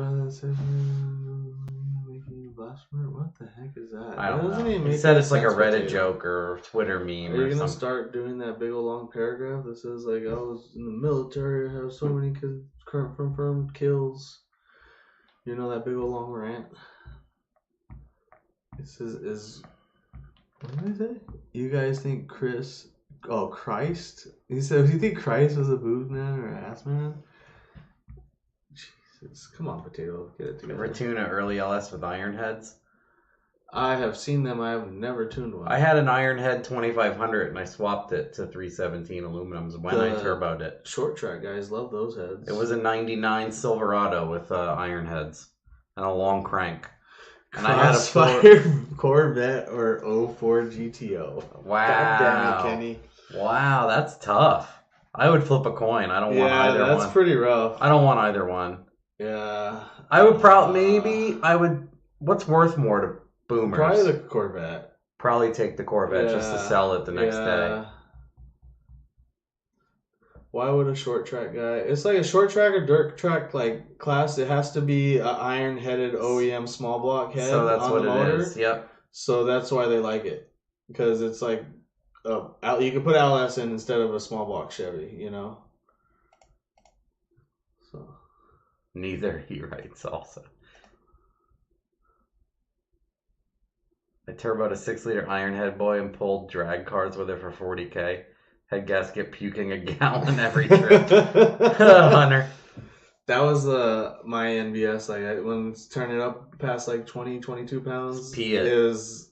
It would eat a little bit of coolant. It'd be There's that's just part of the game. There's some of those guys emptying the stock head bolt life. Like I was saying, a 4-quart overflow, dumping 2 quarts out of it every pass. Once it goes over 2, I change the head gasket. So nah, it would just eat. It would just stretch. It would just eat a little bit of coolant and then park it away. And then I just like stop at S2EP04, top it off, and be good for just cruising the rest of the night. Yeah, just lift it and pee. There's a couple I lifted the head and it shot that orange coolant on the shock towers and shit. And then it was fine. You couldn't tell. You're like, well, why is there coolant all over? It it had to have lifted and just shot it out. It was a big nitrous car. I had a small block Ford on the dyno, and you could actually see the head lifting. Wow, it was wild. It would raise. And now, like, because the blower would come on, and I'm like, what is that noise? It sounded like an exhaust leak. Oh, it was peeing water? And no, it was just in the exhaust was coming out. You could see it. It was like sparks. Oh, coming like, out it was literally sparks coming out. It wasn't blowing out the gasket, but it was no, just it was the sparks were the gasket. It was like, like shaving it like every time. That's funny. Keith was under there, like, he's like, I don't know, I'm looking at the exhaust, and he's like, what the head's lifting. I'm like, oh, shit. Mine had an exhaust bolt I slammed in too far and it puked coolant through the exhaust. Dex Cooler green. I literally buy coolant. Whatever's on sale. I buy coolant that's on sale, and I mix like one for an entire car. Yeah. Because people are obsessed with making it the greenest, slimiest shit ever. I run them on water for a while unless it's winter. And then I slowly... And I have a floater. I put the water in first to make sure there's no leaks. Yeah, because... Whatever the rest it takes. The water's going right out on the floor. That was funny when I helped Tom fire the hearse the first time. He like went to grab... I'm like, straight water, bro. Straight water. It's going to end up on the floor and it's going to be all coolant. We're going to waste all the money and all the coolant and make your floor slimy. Just put water in it, dude. It's hot out. Water the thing. Because I'm going to change the thermostat. The Holley thermostat's like a 218 degree thermostat. I did mine and his, same. It's like super high. So I buy a 160 and it actually ends up being like a 190 because they're all wrong. I just gut it. I gutted it and it didn't work. So I bought lower ones and then they work. What do you mean it didn't work? I gutted. I drilled like 8 holes in mine. No. I literally cut out the center and just know. Put the outer ring so it's like a little restrictor. I didn't want to do that. That's what I always do. I just wanted to be lower. It's a race car. It's Dyno Day round 2 for the Datsun tomorrow. Heck yes. Is that the nice meeting you, Chris? You didn't see or what? No, this is we were talking about the solid roller in the 4200. That's Calvin and his dad and his mom that were there. I was gonna ask him when it's going back on again, but then we were talking about the converter tabs, and I'm like, wow, I'm not gonna ask. It's just shit, the converter tabs, so I'm not gonna ask. I run them with water all year, just don't sleep long at night. Yeah, I think it gets below... I don't know if it gets below freezing in South Carolina. I think it does. He said it got like pretty cold last year. It doesn't snow, but it got pretty cold. People were saying that too about like Florida and stuff. Yeah. Last year there was like an East Coast thing for all the hot. I might have to put some coolant in the daily. So, what's your go-to comfort food when you had a bad day? If I have a bad day or it's hot out, I don't eat. Yeah, I never have bad days. Yeah, I don't eat. Bad days are a myth. Like today, we were at the thing outside all day. Oh, my stomach. We were at the thing outside all day, and Jamie got me like a Burger King burger, and I ate like half of it. I'm like, I can't even eat the rest of this. No, I mean, you asked what's your favorite food? Steak. Oh yeah, definitely you. I don't really. I like tacos bacon. And stuff. There's a lot of steak and bacon. Cool stuff. I can't just tell you one thing. That's like when people are like, what do you think is a cool car? I'm like, I like 40 cars. Yeah. I can't give you one. That's like Jamie. Are you going to sell your car? No. I like them all. And she buys another one and they're like, oh, you got rid of your Porsche to buy a Porsche? No, she has both. I just wanted another one. Just needed another one. Is there anything that you wanted to build or experiment new techniques or methods doing an old job? I mean, I'm always building something new. And I always, like, probably going to put my S2000 on Fuel Tech because I don't have much experience with Fuel Tech and I want to learn the system. Yeah, so it's always, and I have a Haltech. I never really got deep into Haltech, and I have a Haltech for my bar swapped car. So time to learn. Someone asked about you putting Holley on your Civic and how it was running, but I know you sold it like the day after it made it. Yeah, you can still talk about it with the trigger and stuff we went over. Yeah, it ran good for me. The new owners having boost issues, and they're trying to figure it out. It still runs and everything. They just took off the boost controller and put it straight to gate with the 8-pound spring, and it hits like 35 pounds. So there's something going on there that they need to figure out. Mechanical leak, more than likely. But I mean, it runs good. That was a clean little car, so I like doing that. And that comes back to Potato's question. I did that I've never put. To see if it could be done. Yeah, I never put never fucked with trigger wheel stuff or anything like that. So it was a good. Yeah, you should explain that how you did a custom. It's trigger. All easy. It's all easier than you just need the Holly forums bomb like for information. Like so it's all laid out on there. It just tells you exactly what to do. Yeah. It's like, you need to put it here, and you want it to be at top dead center with the sensor. While it's at top dead center, the missing tooth needs to be around the 7th tooth. If it's rotating, like I had to flip it because the Honda motors spin reverse. So, and then what coil packs? LS1. LS1. Yeah, that's what I thought. Like I said, I just didn't want to mangle a harness too much. I just made a little mount and used stock spark plug wires and the stock connector. Yeah. Yeah, that's what I did in my Kia. And then EPS from AEM on the cam, and that was it. It ran great. Bosch 210s. So, anything you would change about the first annual slop? Well, we're gonna do another one in October. I learned a lot. Annual. He threw that annual. I think we're gonna do it more than annually if it starts to do well. I explained way earlier about me being so nervous that 600 people would be there that I didn't even tell anybody I was doing it. So we had like 50 people show up, but that was fine by me. I was just hanging out. It was cool to hang out, and I got to learn about what to expect next time, and I'm gonna make like a YouTube video 90 days ahead of time and let people know. Yeah, he said, or just new methods for doing an old job. Yeah, you always find newer, quicker ways to do the same thing all the time. All the time. How many turbos is too many? Any more than 2. I know Bugatti has like 4, but they could have done it with 2. Yeah, but that's like 2 V8s, so... Yeah, it makes sense. And that car is just, what do the kids say, extra. So they just did as many turbos and so much engine that they could... Imagine what that crank looks like. Oh. A W16. Yeah, I don't understand. It's probably just stuff. I never really even looked into it. Forever. You ever see that V10 Audi video when they took the diesels to Le Mans? Mm-mm. They do a video where they build it, and it shows like this crank. It's just gigantic when they build the... I saw where when the new Ford GT came out, they took it to Le Mans and dominated again just because they could. Yeah. That's pretty sick. You're like, we still got it. There's like 3 of those. Like nobody has those. Yeah.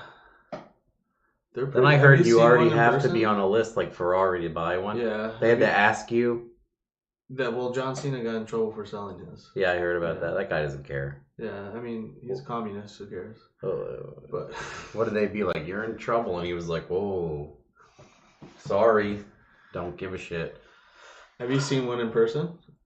No, but Arnie drove one on a track and sent me pictures and video of it. It looks like in person, it doesn't look like just looking at it, you're like, that looks way different than pictures. Oh, really? Like, you could notice it's like a fuselage with wheels on it, basically. Okay. Because if you look at it from certain angles, like the back, it's literally a fuselage with just... Like a Koenigsegg. Yeah. It's crazy. A carbon fiber monocoque. Yeah. How much oil pressure is too much? Over 100? Yeah. 75 is probably a max I like to see. Like usually on like a race one, I want to see like 80 to 100 at top of gear. Yeah. Like I said, like 75. on a street car, anything above like 40. Yeah. Who cares? 25 at idle. Yeah. If it hits 40, you're good. Yeah. If it never goes to 40, it's probably not good, but keep flooring it. You know your oil pressure. You went to school. I don't. I don't. You had newspaper to wear on your feet. You had feet. No. My oil pressure gauge in the Tahoe, my daily is like maxed at 80 the whole time. So it's just always high. Yeah.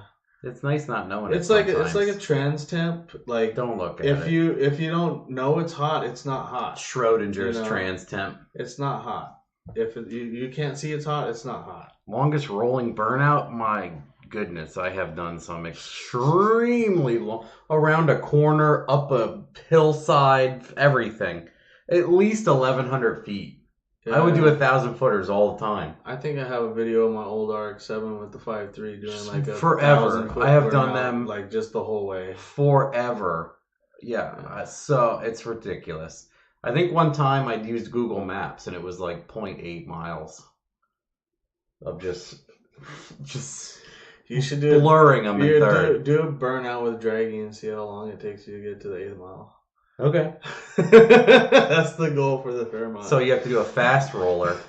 Yeah, I do like 80 mile an hour rollers too. Like it's all the way at 150, but then I lift and I'm already doing like 75 slowing down. So I'm doing like 80 doing 150 mile an hour wheel speed, recording with my phone and steering with one arm.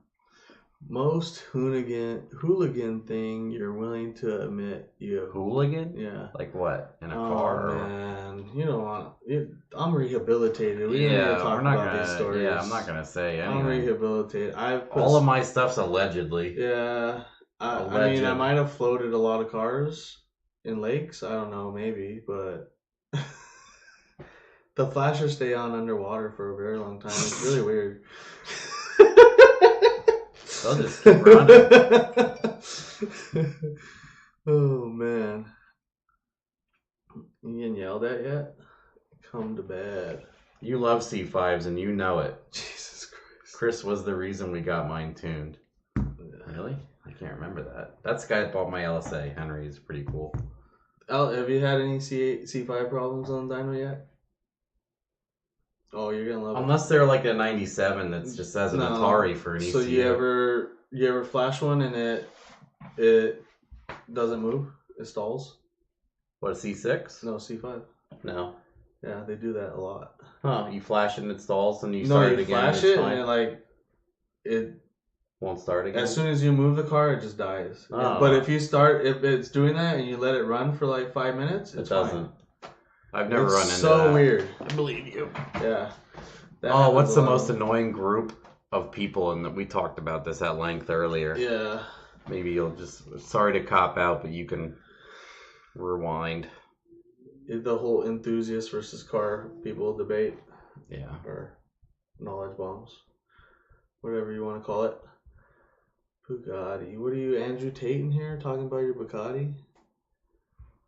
Used to be SRT4. Oh, Arnie put the Bugatti from the Hamilton collection on his dyno at Cannonball Garage just for no reason because the guy agreed to it. And he said it took them half the day to remove the underpinnings just to be able to strap it to the dyno. But it made like 1352 all wheel. Disgusting, right? Have you seen those dynos where they're strapless? Yeah, where they're in just the wheel things. Yeah, it just grabs the wheel. Yeah, it's scary. Ridiculous. Yeah, I'm scared of those. I've had a big roller my whole life. 2 twin ones scare me. That's like when at Area 1320, he has the Mustang dyno with the free wheels, and you just kind of like, I'm like, this freaks me out. And then he's like, brrr, like straighten the car out. I'm like, this is scary. I don't like it. Just so not used to it. What's the most annoying group? Used to be SRT4 and then my Mustang. My Mustang's run 120 PSI every pass so far. My favorite is Holly versus Fuel Tech guys saying what is better. Whatever works for you. Yeah, a lot of this stuff is just what are you comfortable with? What do you understand? If you're going to drag week, you should probably buy a Holly because 75% of them are running a Holly. And Holly helps a lot on those trips. The thing I like about the Holly is I always say it's as simple as you want it and it's as complicated as you want it. You can do what people can pick it up and use it right away. Yeah, you can do whatever with the ECU, and you could just be like, I just want to load my Game Boy tune in and drive. Yeah, either one. Yeah, I don't know. Holly is better. I don't know if Fuel Tech could do that. I know Haltech can make custom tables off of pretty much anything as well. Yeah, I've heard. But I don't know if I imagine Fuel Tech could. Fuel Tech's pretty feature rich, so I haven't messed with one yet. I'm buy one from a friend and put it in my. I know that what's his S2000. name really likes them. Squirrel Tune, Jack Roberts. Yeah. Because he likes the 3-step with the dump valves and everything else. So he'll dump both valves and have it come up, and then it hits a high RPM to light it fast, and then it 3 steps back to the launch RPM. Yeah, so it overshoots it to spool and then drops it where it can leave without spinning. That's what you do on V2. No, I'm just saying, he likes that whole setup more than Holly sometimes. No, you do that with the Holly. That's built in on the newer ones. Yeah, he was just talking about it. It's literally just a 1D RPM offset versus boost from the 2-step. That's all it is. So most EMS can. Yeah, have you noticed on the V2 with Terminator X, like the O2 is kind of like foobarred on a lot of cars. Like you haven't had to go into advanced controls and slow it down. It's too fast sometimes. Yeah. It's EKG like. Yeah. I always have to go to 1 on all the cars. Yep. I did notice. Unless it's a turbo car, it's not as bouncy. It's only on V2. Oh, really? Yeah. Huh. It's not on V1. It doesn't do that. Can do that with V6. Holly can do it with a Dominator, but not a Terminator. Huh? Oh, what? How do you find pounds an hour to Holly HP? can do with the Dominator, but not a Terminator. I mean, you just have less stuff on the Terminator. It still does the same thing. Yeah, it still does it. You still have advanced tables. You just don't have as many. Yeah, you just can't. Yeah. You're limited to 4 each. But most people aren't using 2D and buy. So you turn on buy gear and you get all these advanced tables you're not going to use anyway. So you can use those. How do you find? Do you find the Holly pounds it? Yeah, pretty much dead on. Yeah, it's pretty close. It's really good. Like if you're using 800 pounds of fuel, you're basically 800 rear wheel. That number correlates very well. Yeah, it's not modeled right, but it works right. Yeah. It's weird. Like the VE stuff is not even close to accurate on the Holly stuff. But the cars start and run. Yeah. It's one of those things, right? It works. And the fuel's going to run out where it says it's going to run out and on the table and all that. So it is weird. Terminator. Yeah, I know Terminator can't. I know what you're talking about now. Yeah, Terminator can't do the 3-step. Yes, you can do an offset, but it doesn't have the 3-step option. You can do the offset. I've done that on my boy's car. He says it can't do rev limiter offset. Well, we'll check it out. out. It can. I don't think that. Oh, does his Harley's car idle at 7 pounds. I'm pretty sure his car has a Terminator in it. All his cars have Terminators in it. Who's that? The guy that you set it up for? Yeah. Oh man, it's almost midnight. Yeah. I'm tired today. I got up early. I got up at 5:30. Did you find out who your email shit for Dino if you're working tomorrow? I'll search it then, or I won't. Or I'll just go there, and if no one's there at 9, I'll go home. Yeah, that's usually what I used to do. Yeah, it's easier than trying to. It's not even an option for the 1D, 2D. Huh? Okay.